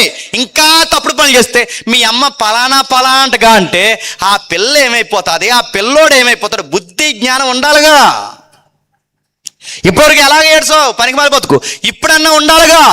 రేపు పొద్దున ఆ పిల్లలతో మాట్లాడరా, మీ అమ్మ పలాంటగా అంటే ఆ ఎదుగుతున్న ఆడపిల్లకి ఎలా ఉంటుందండి? అందుకని అడుగుతున్నాను, మీరు చేసే పనులు, మనం చేసే పనులు ఖచ్చితంగా తర్వాత తరం మీద మన పిల్లలు పడతాయి. మన ముందు పిల్లలు మాట్లాడతారు లేదని తెలియదు, కానీ వాళ్ళు అన్నీ వింటారు, అన్నీ చూస్తారు, వాళ్ళు అన్నీ వాళ్ళు ఆటలాడుకునేటప్పుడు కూడా ఇలాంటి మాటలు మాట్లాడుకుంటారంటే మీరు నమ్మగలరా? మమ్మీ నిన్ను పలానా వాళ్ళు ఎలా అంటున్నారు, డాడీ నేను ఎలా అంటున్నాడు, వచ్చి వివరించగలంత వయసు ఆడుకుందా, వాడు అన్ని మనసులో పెట్టుకుంటారు. నీతో ఫ్రెండ్షిప్ చేయొద్దని మా అమ్మ చెప్పిందిరా, ఎందుకంటే మీ అమ్మ పెద్ద గయ్యాలు కంపంట, గొడవ ఆడతా ఆపదంట, అందుకే మా అమ్మ వద్దు అందరంటే ఎండ్రనుకుంటున్నారా ఆయన్ని? నువ్వు పెద్ద సోనియా గాంధీలో వచ్చేస్తావు ఇక్కడ తెర మీదకి. మాకు అర్థం. కొన్ని మాట్లాడుతున్నప్పుడు ఒకప్పుడు పెద్దోళ్ళు గొడవలు ఆడుతున్నప్పుడు ఆగు పిల్లలున్నారు ఆగనివారు, ఇప్పుడు సంకనేసుకుని ఆడేస్తున్నారు గొడవ. ఒకప్పుడు ఆగమనేవారు, పిల్లలున్నారు ఆగననేవారు, పిల్లలు గొడవాడేవారు, పిల్లలున్న ఇప్పుడు అది లేదు, బుద్ధి లేదు, జ్ఞానం లేదు అడుగుతున్నాను. రేపు పొద్దున నీ పిల్లలు చూస్తారు, నువ్వు బూతులు మాట్లాడావా నీ పిల్లలు బూతులే మాట్లాడతారు, నువ్వు పనికిమాల పనులు చేస్తావు నీ పిల్లలు పనికిమాల పనులనే చెప్తారు. నువ్వు ఏదైతే పనికిమాల విషయాలు ఎత్తుక్కున్నావో వాళ్ళు ఖచ్చితంగా అందరూ ఇన్వాల్వ్ అవుతారు. నీకు సంబంధం లేదు కాదు, నీ పిల్లలు నీకు పుట్టారని నీకు సంబంధం ఉంటుంది. నువ్వు తాగి ఎక్కడో దిక్కున పడిపోయావనుకో, రాత్రి మీ నాన్న తాగి డ్రైనేజీలో పడిపోయాడు కదరా అని పక్క నవ్వుతుంటే వాడికి ఎలా ఉంటుంది? ఈ తాగుబోతు కార్యక్రమానికి ఎలా ఉంటాయి? మీ అమ్మని రాత్రి రోడ్డు మీదకి లాగి తన్నాడంటే కదా మీ నాన్నంటే, వీళ్ళ అమ్మ నాన్న కొట్టుకుంటున్న మాటలకి ఈ చిన్నపిల్లలు జోకులు వేసుకుంటే వాళ్ళకి ఎలా ఉంటుంది చెప్పండి? వాళ్ళు ఎదుగుతారు, మానసికంగా కునిగిపోతారు. మీ పిల్లల భవిష్యత్తు ఎవడో పాడు చేయకూడదు చెప్పండి. మీరు తినలేకపోతే పాడు చేస్తారు. ఈ అబ్బాయి జీవితం అలాగే పాడైపోయింది. బాగానండి, తాతయ్యకేమో మంచి సాక్ష్యం ఉంది, తాతయ్యకేమో మంచి పేరు ఉంది, కానీ వీళ్ళ నాన్నకి మాత్రం చెడ్డ పేరు ఉంది. వాళ్ళ తాతయ్య పేరు సమయాలు, వాళ్ళ నాన్న పేరు ఏవేలు. ఏవేలకి ఏమి చెడ్డ పేరు ఉందంటే లంచాలతో సంపాదిస్తున్నాడట. నేను అడుగుతున్నాను, నీ పిల్లలు యథార్థంగా కష్టపడడం చూడాలి. గుర్తుపెట్టి, ఎప్పుడు పిల్లల ముందు ₹1 లాగేయడం దొంగ పనులు వాళ్ళు చూసారో, నేను మళ్ళీ చెప్తున్నాను, వాళ్ళకి దొంగ బుద్ధులే వస్తాయి. మా నాన్న యథార్థంగా పెద్దదిగా చెప్పుకోవాలి. మా నాన్న ఎండకి వానకి తడిసి రోజుకి 500 అయినా 300 అయినా కష్టపడే సంపాదించాడు తప్ప ఏ సారా వ్యాపారాలు చేయలేదని చెప్పుకోవాలి. గుర్తుపండి, ఎవరైనా చేస్తే మానేయండి. చెప్తున్నాను, ఏ సారా వ్యాపారాలు చేయలేదు, ఏ గంజా వ్యాపారాలకు పోలేదు, ఏ దొంగపోడికి పోలేదు, ఏ పేకాట్లాడి సంపాదించలేదు. మా నాన్న యథార్థంగా సంపాదించాడని చెప్పుకోవాలి. ఒకవేళ దొంగ సంపాదనే సంపాదించారో, ఎలాంటి పనికి మాల పనులు పై తరగతులకు పోయి ఆ పైన డబ్బున్న వాళ్ళ కింద ఊడిగం చేస్తారు, చెప్పిందల్లా చేయడం మీ పిల్లలు చూసారో, మీ పిల్లల భవిష్యత్తు పాడు చేస్తారు. నేను చెప్తున్నాను. ఈ అబ్బాయికి బాగా వినండి, ఈ అబ్బాయికి ఎంత ప్రభావం రావడానికి ఒక ఫ్రెండ్ రాడు, ఒక చుట్టం రాడు, నాన్నవాడు ఎవడే కలవడు. ఎందుకంటే ఆ కుటుంబానికి మంచి పేరు లేదు. ఈ కుటుంబానికి కూడా ఏ ఫంక్షన్కి ఎవరు పిల్లరు. ఎందుకంటే వీళ్ళందరినీ తిట్టుకోవడమే, ఇలా అందరూ వీళ్ళు తిట్టడం. ఎందుకంటే అన్యాయంగా డబ్బు సంపాదించారు, అన్యాయంగా ఎదిగిపోయారు. అన్యాయంగా ఎదిగిపోయిన డబ్బు వలన ఏమైనా నెమ్మది ఉంటుందా? ప్రస్తుతానికి బాగున్నావు అనిపిస్తుంది తప్ప తర్వాత బాగుంటావా? అందుకే అక్కడ రాస్తున్నాడు చూడండి, అక్కడ రాస్తున్నాడు, వాళ్ళ నాన్న వాళ్ళ చిన్నాన్న లంచాలకి మరిగి న్యాయం తిప్పేస్తే సరిగ్గా అప్పటికి ఆ అబ్బాయి వయసు ఎంత ఉందో చెప్పండి, బాలుడు. అప్పటి నుంచి బాధపడుతుందంట. ఎందుకు బాధపడి చెప్పుకోలేడు, ఎవరికి చెప్పుకోలేడు. నాన్నకి చెప్తే వెండు, చిన్నాన్నకి చెప్తే వెండు, తాతయ్యగా చెప్పే పరిస్థితులు లేవు. ఆ అబ్బాయి వయసు వివరించేంత వయసు లేదు. ఇలాంటి పరిస్థితులు ఆ అబ్బాయి ఏమైపోయి ఉంటుంది చెప్పండి, నలిగిపోయి 20 సంవత్సరాలు ఏడ్చి లైఫ్లో ఒకే ఒక్క పాట రాశాడు. ఆ పాట పేరే 88వ కీర్తన. ఆ పాట రాసి ఆ పాటలో బాధలని చెప్పుండు, దేవా ఏడుస్తున్నాను ఎప్పటి నుంచి, నా కుటుంబం కోసం ఏడుస్తున్నాను, మా నాన్న కోసం ఏడుస్తున్నాను, మా చిన్నాన్న కోసం ఏడుస్తున్నాను. ఇవేమి వివరించుకుంటూ ఒకే ఒక మాట బయటికి రాశాడు, నేను ఏడుస్తున్నాను, దివారాత్రులు ఏడుస్తున్నాను. ఎందుకు ఏడుస్తున్నాను? ఈ కుటుంబంలో పుట్టినందుకు నేను ఏడవట్లేదు, ఈ పరిస్థితులు ఎలా ఉన్నది నేను ఏడవట్లేదు, ప్రభువా నా భవిష్యత్తు ఏంటో నాకు అర్థం కాక ఏడుస్తున్నాను. ఈ అబ్బాయిలో ఉన్న మంచి క్వాలిటీ ఏంటి చెప్పిన, వాళ్ళ నాన్న బాగా వినాలి, వాళ్ళ నాన్న వాళ్ళ చిన్నాన్న అంత చెడ్డ వ్యక్తులైనా ఎక్కడైనా మా పేరెంట్స్ వల్ల నేను ఏడుస్తానని ఎక్కడైనా చెప్పాడా? అది అబ్బాయిలో మనం నేర్చుకోవాల్సింది. ఎక్కడైనా ఎక్కడైనా ఆ కీర్తన అంతా చదవండి. ఈ అబ్బాయి ఎందుకు ఏడ్చాడో మనం దర్యాప్తు చేసి చదువుకుంటే మనకు తెలుస్తుందే తప్ప అసలు అబ్బాయి ఎందుకు ఏడుస్తాడో మనకేమైనా అర్థం అవుతుందా? ఆ కీర్తన అంతా చదివితే మనకు అర్థం కాదు, ఇదంతా చదువుతుంటే మనకు అర్థం అవుతుంది. ఏమని, ఈ అబ్బాయికి బాధ అమ్మాయి కాదు, ఈ అబ్బాయికి బాధ డబ్బు కాదు, ఈ అబ్బాయికి వచ్చిన బాధ ఏది కాదు. ఈ అబ్బాయికి 20 సంవత్సరాల నుంచి బాధ ఏంటంటే వాళ్ళ తల్లిదండ్రులే బాధ అయిపోయారు. పిల్లల్ని కనడం ఒక ఎత్తు అయితే ఆ పిల్లలకి మాదిరిగా ఉండడం మరొక ఎత్తు. గుర్తుపెట్టుకోండి. చాలా మంది చేసే తప్పు ఏంటంటే పిల్లల ముందే గొడవ ఆడుకోవడం, పిల్లల ముందే చేసుకోవడం, పిల్లల ముందే కొట్టుకోవడం, పిల్లల ముందే భార్యని, ఇవన్నీ పిల్లలు చూస్తారు. నీకు ఎంత కోపం ఉన్నా కొంతసేపు ఆగు. మీకు ఎంత కోపం అంటే మీ ఇద్దరు అవసరమైతే ఆ ఊరు దూరంగా పోయి చితగ్గొడేసి మళ్ళీ వచ్చాను ఇంటికి. కానీ వాళ్ళు ఉన్నప్పుడు ఆగండి, వాళ్ళు చూస్తారు, వాళ్ళు మాట్లాడుకుంటారు. మీరు ఏ కాజు మీద గొడవ ఆడుకుంటున్నారో అది వాళ్ళ మైండ్లో పడిందో, ఆడు ఎదిగిన తర్వాత నేను ఎంత గౌరవించమన్నా గౌరవించడానికి వాడికి మనసు రాదు. ఎందుకంటే నువ్వు తెలిసిపోతావు వాడికి. తల్లిగా కొంతమందికి ఏం మాట్లాడాలో తెలియదు, తండ్రిగా ఏం మాట్లాడాలో తెలియదు. ఆ ఎదుగుతున్న పిల్లల ముందు మాట్లాడితే ఇదిగో చూడండి పరిస్థితులు ఎలా దిగజారిపోయాయో. ఏడుస్తున్నాడు 20 సంవత్సరాల కుటుంబం కోసం ఓ కుర్రోడు ఏడుస్తున్నాడంటే తన బాధ ఎక్కడని చెప్పుకోండి, ఎక్కడా చెప్పుకోలేదండి. అబ్బాయిలో ఉన్న క్వాలిటీ ఏంటంటే ఎవరికి చెప్పినా మళ్ళీ ఎవరు లోకు అవుతారు చెప్పండి? వాళ్ళ అమ్మ నాన్న లోకు అవుతారు, లేదా వాళ్ళ నాన్న చిన్నాన్న లోకు అవుతారు, వాళ్ళ కుటుంబమే లోకు అవుతుంది. అందుకే ఎవరికి చెప్పకుండా జీవితాన్ని ఇచ్చిన వాడని ఆ జీవితాన్ని మళ్ళీ నిలబెడతాడని ఎవరి దగ్గరకు వచ్చి ఏడుస్తున్నాడు చెప్పండి? దేవుడి దగ్గరకు వచ్చి ఏడుస్తున్నాడు. ఏ దేవుడు ఉన్నాడో ఆ దేవుడి దగ్గరకు వచ్చి ఏడుస్తున్నాడు. యంగ్స్టర్స్ ఎవరైనా ఉంటే నేను చెప్తున్నాను, నిజంగా మీ అమ్మ అక్రమ సంబంధాలకి అలవాటు పడి ఉంటే, నిజంగా మీ నాన్న దొంగ సంపాదనకి అలవాటు పడి ఉంటే, మీ పేరెంట్స్ సాక్ష్యం లేని వారైతే వాళ్ళ గురించి ఎవరికి చెప్పకండి. మనం చేయాల్సిన మంచి పని ఏదైనా ఉందంటే, మిమ్మల్ని ఎవరైతే పుట్టించాడో ఆ దేవుడి దగ్గరికి పోయి చెప్పండి. మా అమ్మ ఎలా, మా నాన్న ఎలాగా, నా పరిస్థితి ఇది, నేను ఎవరికి చెప్పుకోలేడు, నాకు ఒక ఫ్రెండ్ లేడు, ఒక బంధువు లేడు, నాకు చెప్పుకోవడానికి ఎవ్వరు నాతో ఉండలేదు ప్రభా, నా పరిస్థితి ఇది ప్రభా అని ఆ దేవుడికే చెప్పుకోండి. జీవితాన్ని ఇచ్చిన దేవుడే మన జీవితాన్ని మళ్ళీ బాగు చేస్తాడు. అబ్బాయిలో ఉన్న క్వాలిటీ అదే. చాలామంది కుర్రోళ్ళు మాట్లాడతారు, ఎరా సరిగా చదవలేదు ఏంట్రా అని అడిగితే, నన్ను మంచి స్కూల్లో జాయిన్ చేయాలి అంటే, లేకపోతే ఎరగదీయద్దు, మాకు మంచి స్కూల్లో జాయిన్ లేదు. చాలామంది కుర్రగాళ్ళు అంటారు ఏమనంటే, నేను అనవసరంగా ఇక్కడ పుట్టాను, పలానా ఊరిలో పుడితే బాగున్నా అంటే, పలానా ఊరిలో పుడితే ఏం చేస్తావు? నేను ఇక్కడ అనవసరంగా పుట్టాను, ముంబైలో పుడితే బాగు, ముంబైలో పుట్టి ఏం తడగొట్టలేస్తావా? ఏం చేద్దాం? నీకు ఇక్కడ తిరగ లేకపోతే ఎక్కడ తిరగ ఉండదు. చాలామంది పాటలు పడతారు, దిక్కుమల పాట ఉంటుందండి, మా తాత రిలయన్స్ వాడు అయితే బాగున్ను, మా తాత టాటా. నీకు ఈ తాతే తిరగలేడు, మళ్ళీ నీకు ఆ తాత వీళ్ళందరూ అడుగుతున్నారు. చదివేవాడు, బాగుపడేవాడు, జీవితాన్ని కట్టుకునేవాడు ఎక్కడున్నా కట్టుకుంటాడు. తెరవలేనివాడు ఎక్కడున్నా, నేను అడుగుతున్నాను, ఈదు దీపాల కింద కూర్చుని మన దిగువ తరగతి నుంచి రాజ్యాంగాలు రాసిన వాళ్ళు లేరా? జాతిని ఉద్ధరించిన వాళ్ళు లేరా? పార్లమెంట్ స్థాయిలో కూర్చున్న వాళ్ళు లేరా అని అంటున్నావు. ఉన్నారు. బాధ్యత ఉన్నవాడు ఎక్కడైనా బాగుపడతాడు. నువ్వు చెడిపోవాలనుకున్నప్పుడు నువ్వు ఎలాగైనా చెడిపోతావు.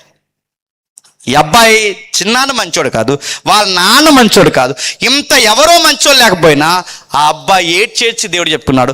ఆ అబ్బాయిలో ఉన్న గుడ్ క్వాలిటీ చెప్పిన తన పేరెంట్స్ని ఎక్కడ డౌన్ చేయలేదు.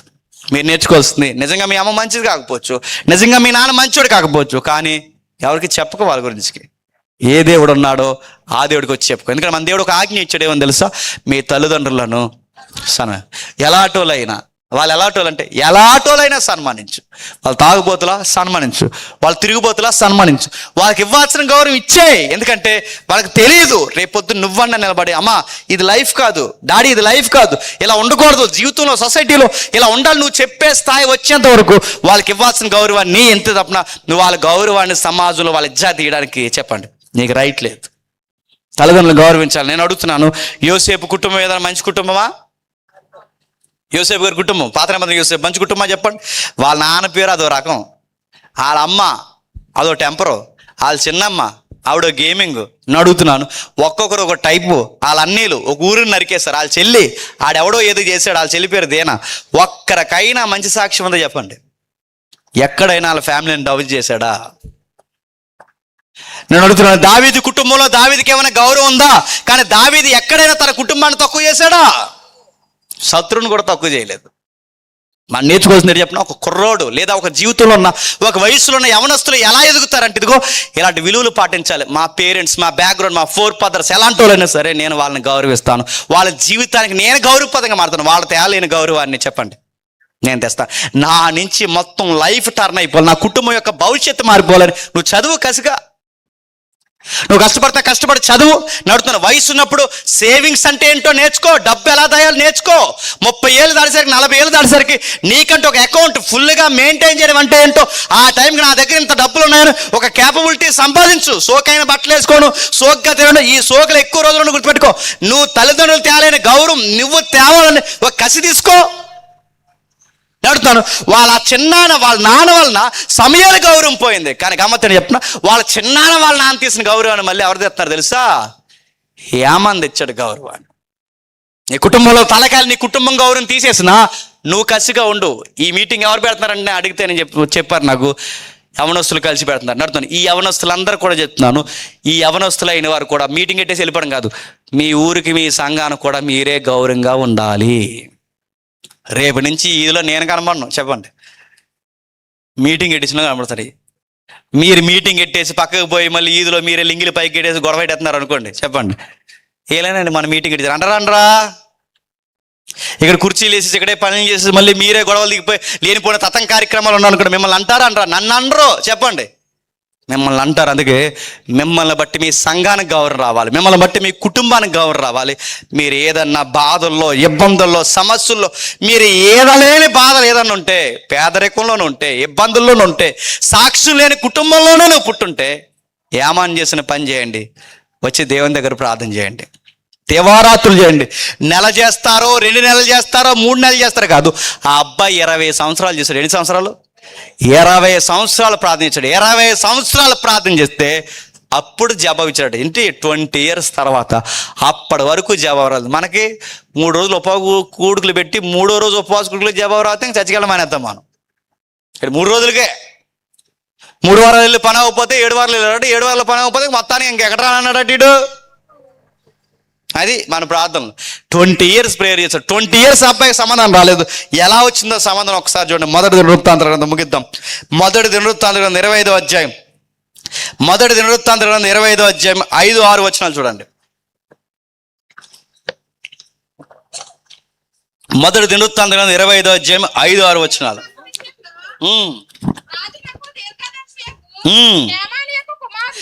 రాజు యొక్క దీర్ఘదర్శియగు హేమాను యొక్క కుమారులు హేమాను సంతతిని గొప్ప చేయుటకై దేవుడు హేమానునకు 14 కుమారులను 3 కుమార్తెలను అనుగ్రహించి ఉండెను.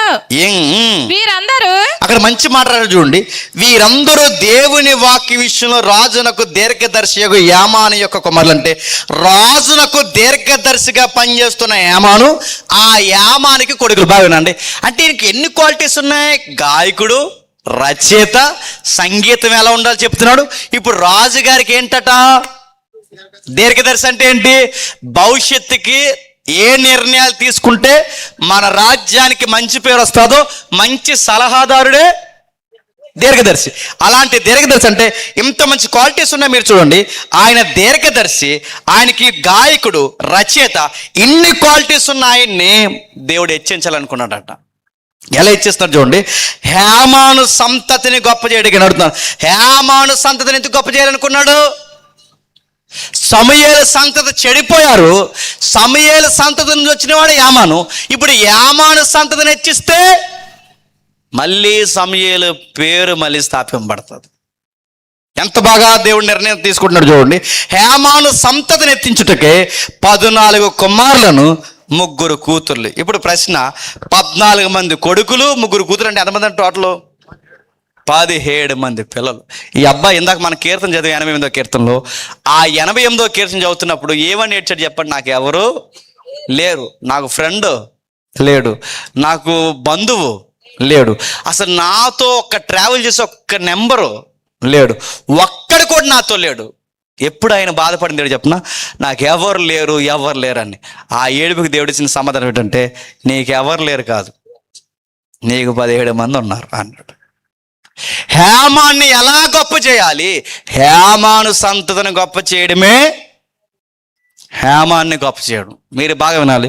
చాలామంది దేవుడిని అడుగుతారు ఏమని అంటే, మాకు ఎకరం ఈ ప్రభువా చెప్పండి, సెంటి నేల ఈ ప్రభువా, అది ఈ ప్రభువా. నన్ను అడిగితే నీ ఎకరం నీతో ఉంటుందో లేదో నాకు తెలియదు, కానీ నీ డబ్బు నీతో ఉంటుందో లేదో నాకు తెలియదు, కానీ దేవుడిచ్చే ఆస్తులు అన్ని ఆస్తుల కన్నా గొప్ప ఆస్తి అని చెప్పిన, బిడ్డల్ని దేవుడు మనకి ఇవ్వడమే ఆస్తి. గుర్తుపెట్టుకోవాలి. దేవుడు ఆస్తిగా బిడ్డలు మనకిస్తే, కొడుకులు కూతుర్లు, ఈ కొడుకుల్ని కూతుర్ని దేవుడు ఆస్తికి ఇస్తే వాళ్ళని సరిగ్గా పెంచు, వాళ్ళని కలిసి వచ్చే ఆస్తి అవుతారు ఏమనుకుంటున్నావు? వాళ్ళని సరిగ్గా పెంచకపోతే వాళ్ళే నీ జీవితానికి సంకటం అయిపోతారు. వాళ్ళు నువ్వు సరిగ్గా పెంచితే వాళ్ళే నీకు కలిసి వచ్చే ఒలివ మొక్కలు అవుతారు. వీళ్ళని సరిగ్గా పెంచలేదు, వీళ్ళని అటు ఇటుగా పెంచావు. ఇంటర్మీడియట్ చదివి ఇంటర్ అయ్యేసరికి, ఇప్పుడు ఎగ్జామ్స్ జరుగుతున్నాయి, ఈ ఇంటర్ అయ్యేసరికి వీళ్ళు అన్నారట, అమ్మ నాన్న ఇంటర్ అవుతుందో తెలియదు కానీ మేము ప్రగాఢంగా ఒకరిని ప్రేమించామన్నారంట. వీళ్ళంతా చదివి ఎరగదీసి చెప్పండి, లేచి సిగ్గుమాలని చెప్పండి, లేచిపోతున్నారండి, ఇంట్లో నుంచి వెళ్ళిపోతున్నారండి, పిచ్చి పనులు చేస్తున్నారండి, ఎక్కడికెక్కడికి పోతున్నారండి. రేపు పొద్దున అడుగుతున్నాను, ఆ వెళ్ళిపోయినాడు గ్యారంటీ అంటే, లేదు తీసుకెళ్ళిపోయిన ఆమె గ్యారంటీ అంటే, అరే 25 ఏళ్ళు పెంచిన అమ్మా నాన్న వదిలేసి వచ్చేసింది, 25 ఏళ్ళు పెంచిన అమ్మా నాన్న వదిలేసి వీడు వచ్చేస్తున్నాడు, రేపు పొద్దున్న వీడు ఉంటాడని గ్యారంటీ ఏంటి? గ్యారంటీ ఏంటి అడుగుతున్నాను. వాడు దైవికమైన వ్యక్త, వాడు దైవికమైన కుమార్తె, వాళ్ళు ఉంటారని గ్యారంటీ ఏంటి?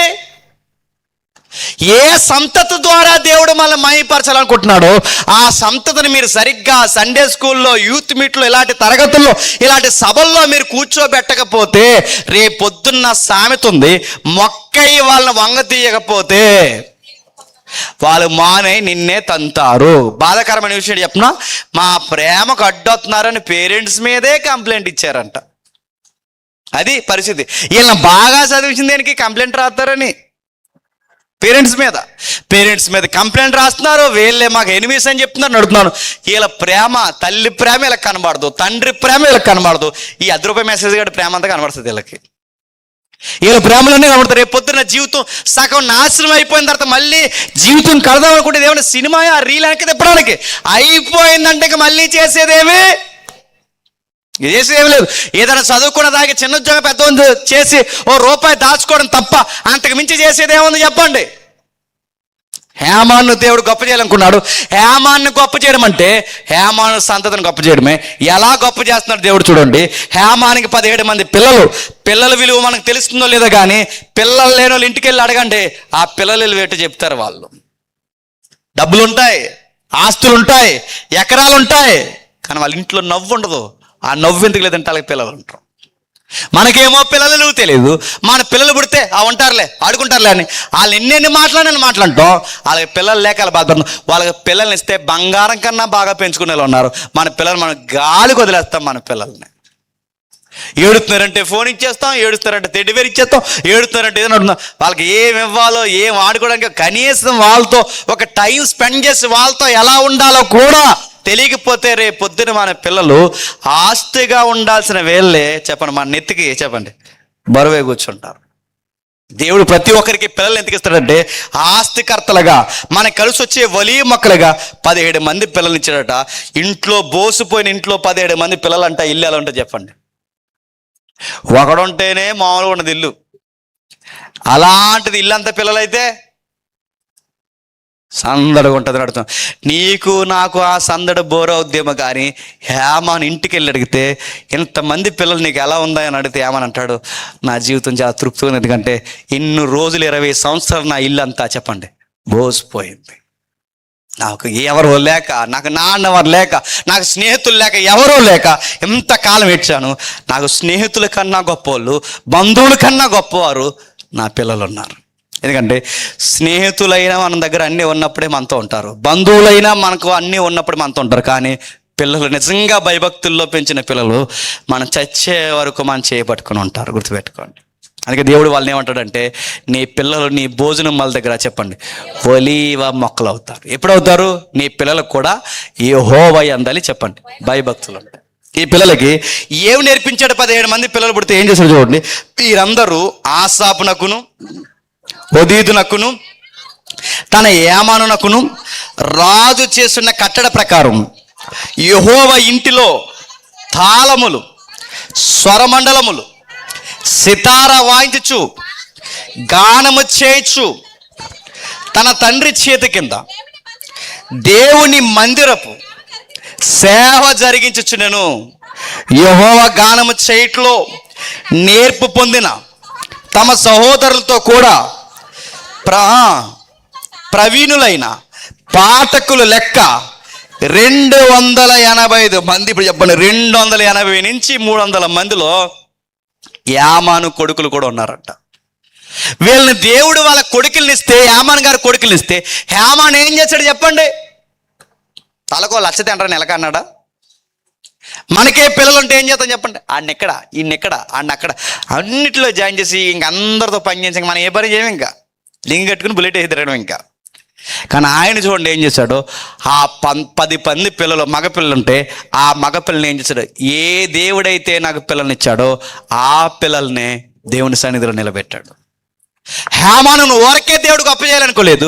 దేవుడు ఈ రాత్రి కూడా చెప్తున్నాడు, నిన్ను నీ పిల్లల్ని దేవుడు గొప్ప చేయాలంటే సూత్రం ఒకటే, నీ పిల్లలు నువ్వు యెహోవా యందలి భక్తిలో ఉండి. గుర్తుపెట్టుకో.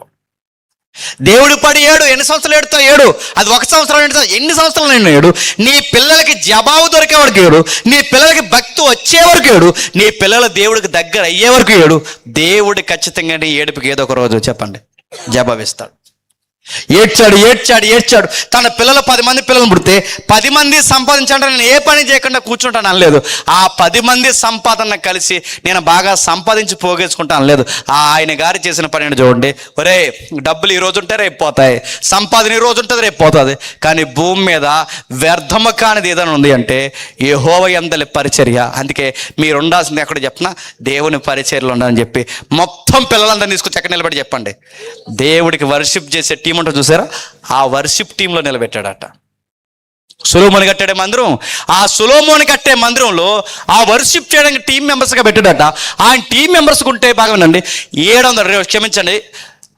270 నుంచి లేదా 280 నుంచి 300 మంది. 300 మంది అంటే 300 మందిలో అందరూ ఎలాంటి వాళ్ళు ఉంటారంటే ప్రవీణులు. అంటే వాళ్ళకి చాలా నిపుణత ఉంటుంది పాటలు పాడడంలో.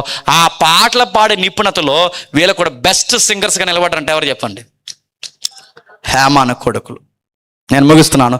హేమాను కొడుకులు దేవుడు పాటలు పాడుతున్నప్పుడు ఏ పాటలు పాడతారు? దావీదు ఏ పాటలు రాశాడో ఆ పాటలే పాడతారు. ఆసాపు ఏ పాటలు రాశాడో ఆ పాటలు పాడతారు. మరో మాట చెప్పిన, వాళ్ళ నాన్న రాసిన పాట కూడా పాడతారు. ఆ పాట ఏంటి చెప్పండి?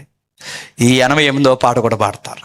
ఇప్పుడు చెప్పండి, 88వ కీర్తన పిల్లలు పాడుతుంటే 300 మందితో కలిసి ఈ 10 మంది మగ పిల్లలు కలిసి ఆ పాట పాడుతుంటే వాళ్ళ నాన్న అక్కడ నిలబడినప్పుడు ఏమనిపించుంటుంది చెప్పండి? ఖచ్చితంగా ఏడుస్తాడు. ఈ పిల్లలు పాడుతున్నప్పుడు ఇది మా నాన్న పాట పలానా టైంలో రాసుకున్నాడని ఆ 10 మంది పిల్లలు కూడా ఆ పాట నాకు ఎవరో లేరు, నాకు చీకటే ఉంది, నాకు స్నేహితులు లేడు, బంధువులు లేరు, ఆ లిరిక్స్ వాళ్ళిద్దరూ ఆ 10 మంది పాడుతుంటే వాళ్ళ నాన్న పాటను పాడుతున్నప్పుడు వాళ్ళని ఏడ్చుంటారు చెప్పండి?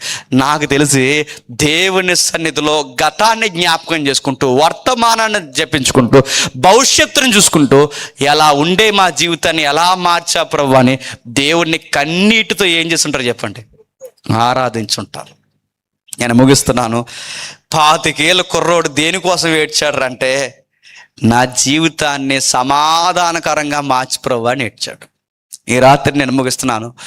మీకు 25 ఏళ్ళు ఉన్నాయో 20 ఏళ్ళు ఉన్నాయో నాకు తెలియదు, కానీ మీకు 30 సంవత్సరాలు ఉన్నాయో 40 ఏళ్ళు ఉన్నాయో నాకు తెలియదు, కానీ మీ జీవితం మీ కుటుంబం వల్ల మీకు సమాధానం లేకుండా ఉంటే ఎవరికి చెప్పకండి, ఎవరి దగ్గరికి వెళ్ళకండి, దేవుడి దగ్గరికి రండి.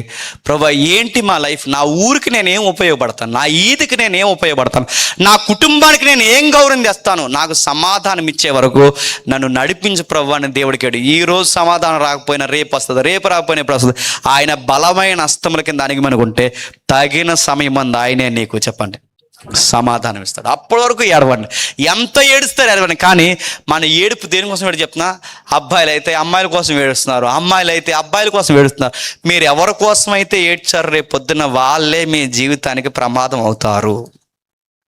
మనుషుల కోసం ఏడకండి. ఎందుకంటే మనిషి ఈ రోజు ఒకలా ఉంటాడు, రేపు ఒకలా ఉంటాడు.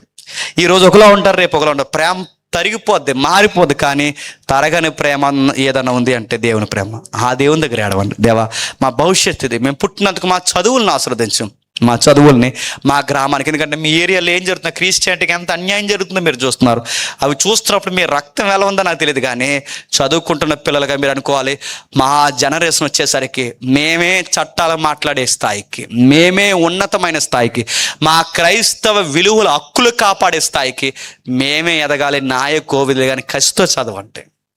చదివితే దేవునికి మహిమ వచ్చేలా చదవండి, చదివితే దేవునికి గౌరవం వచ్చేలా చదవండి. మీ చదువు మీ కుటుంబానికి గౌరవం తెచ్చేలా చదవండి. మీ అమ్మని, మీ నాన్నని, అందరినీ గౌరవించేలా చదవండి. మీరు సంపాదించారా?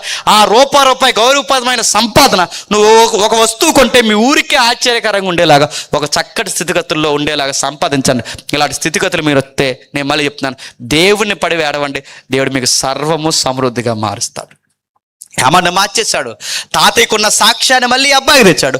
వాళ్ళ నాన్న మంచోడు కాకపోయినా, వాళ్ళ చిన్నాన్న మంచోడు కాకపోయినా, ఈ అబ్బాయి జీవితాన్ని, తన పిల్లల జీవితాన్ని మంచి సాక్ష్యంగా మలిచాడు. ఒకవేళ మీ అమ్మ మంచిది కాదేమో, మీ నాన్న మంచోడు కాదేమో, మీ అమ్మమ్మ, మీ తాతయ్యలు ఎవరో మంచోడు కాదేమో, వాళ్ళందరినీ పక్కన పెట్టు, వాళ్ళ గురించి నువ్వేం డిస్కషన్ చేయకు. ఎంత ఏడవాలో దేవుడి దగ్గర ఏడు. ఏ ఆడపిల్ల కొరకు ఏడవద్దు, ఏ మగపిల్లడి కోసం ఏడవద్దు, మీ వయసులో దేనికోసం ఏడవద్దు. చదివేరా? చదివేయండి. డబ్బులు సంపాదించండి. ఉద్యోగం కొట్టండి. ఏదో ఒక పని చేయండి. 60 ఏళ్ళు 70 ఏళ్ళు ఉండి వెళ్ళిపోయే మనం మన ఊరికి, మన పుట్టిన ప్రాంతానికి, మన ఇంటికి ఏదో గౌరవాన్ని తెచ్చి దేవునికి మహిమ తెచ్చి వెళ్ళిపోవాలని ఈ కసితో చదవండి. ఇది కాకుండా సినిమా యాక్టర్లో చెదారం అని తిరిగారో రేపు పొద్దున కాయింతలు ఎత్తుకోవడం కూడా పనికిరాని మళ్ళీ చెప్తున్నాను నేను. దేనికి పనికిరారు. ఈ మధ్య ఎక్కడ లేని బాడీ పిచ్చి వచ్చింది, బాడీ బిల్డింగ్లు నడుతున్నాను చేసుకో. ఈ బాడీ బిల్డింగ్లతో పిచ్చుతుంటే చెయ్యి, ఫిట్నెస్ మంచిదే, కానీ ఆ బాడీ బిల్డింగ్లో జిమ్ చుట్టూ తిరిగావు. రేపు పొద్దున్న జిమ్ దగ్గర నేను మళ్ళీ చెప్తున్నాను, ఆ బరువులు ఎత్తుకుని తుడుచుకోవడం తప్ప దేనికి పనికిరా మళ్ళీ చెప్తున్నాను. చెయ్యాల్సిందే. చదివే టైంలో చదువు, ఫిట్నెస్ టైంలో ఫిట్నెస్ పెంచు, చదివే టైంలో చదువు, జాబ్ కొట్టే టైంలో కొట్టు, ఒక చక్కటి ఇల్లు కట్టు, ఒక పిల్లని చేసుకో, పెళ్లి చేసుకో, చక్కగా పిల్లని కాను, ఒక గౌరవపదమైన సమాజంలో ఉండు. నిన్ను చూస్తే ఇలా ఉండాలని చెప్పుకుని ఉండు. అలాంటి స్థితిగతులు ఎలా వస్తాయంటే నువ్వు ప్లాన్ చేస్తే వస్తే లేదో నాకు తెలియదు, కానీ ఆ దేవుడి దగ్గరకు పోయి ప్రార్థన చేయి, ఖచ్చితంగా దేవుడు నీకు చెప్పండి ఉన్నతమైన సమాధానం. యామాన్ని ఆదరించిన దేవుడు మన గ్రామంలో ఉన్న ప్రతి బిడ్డని దేవుడు ఆశీర్వాదకరంగా మార్చును గాక. Amen, amen, amen.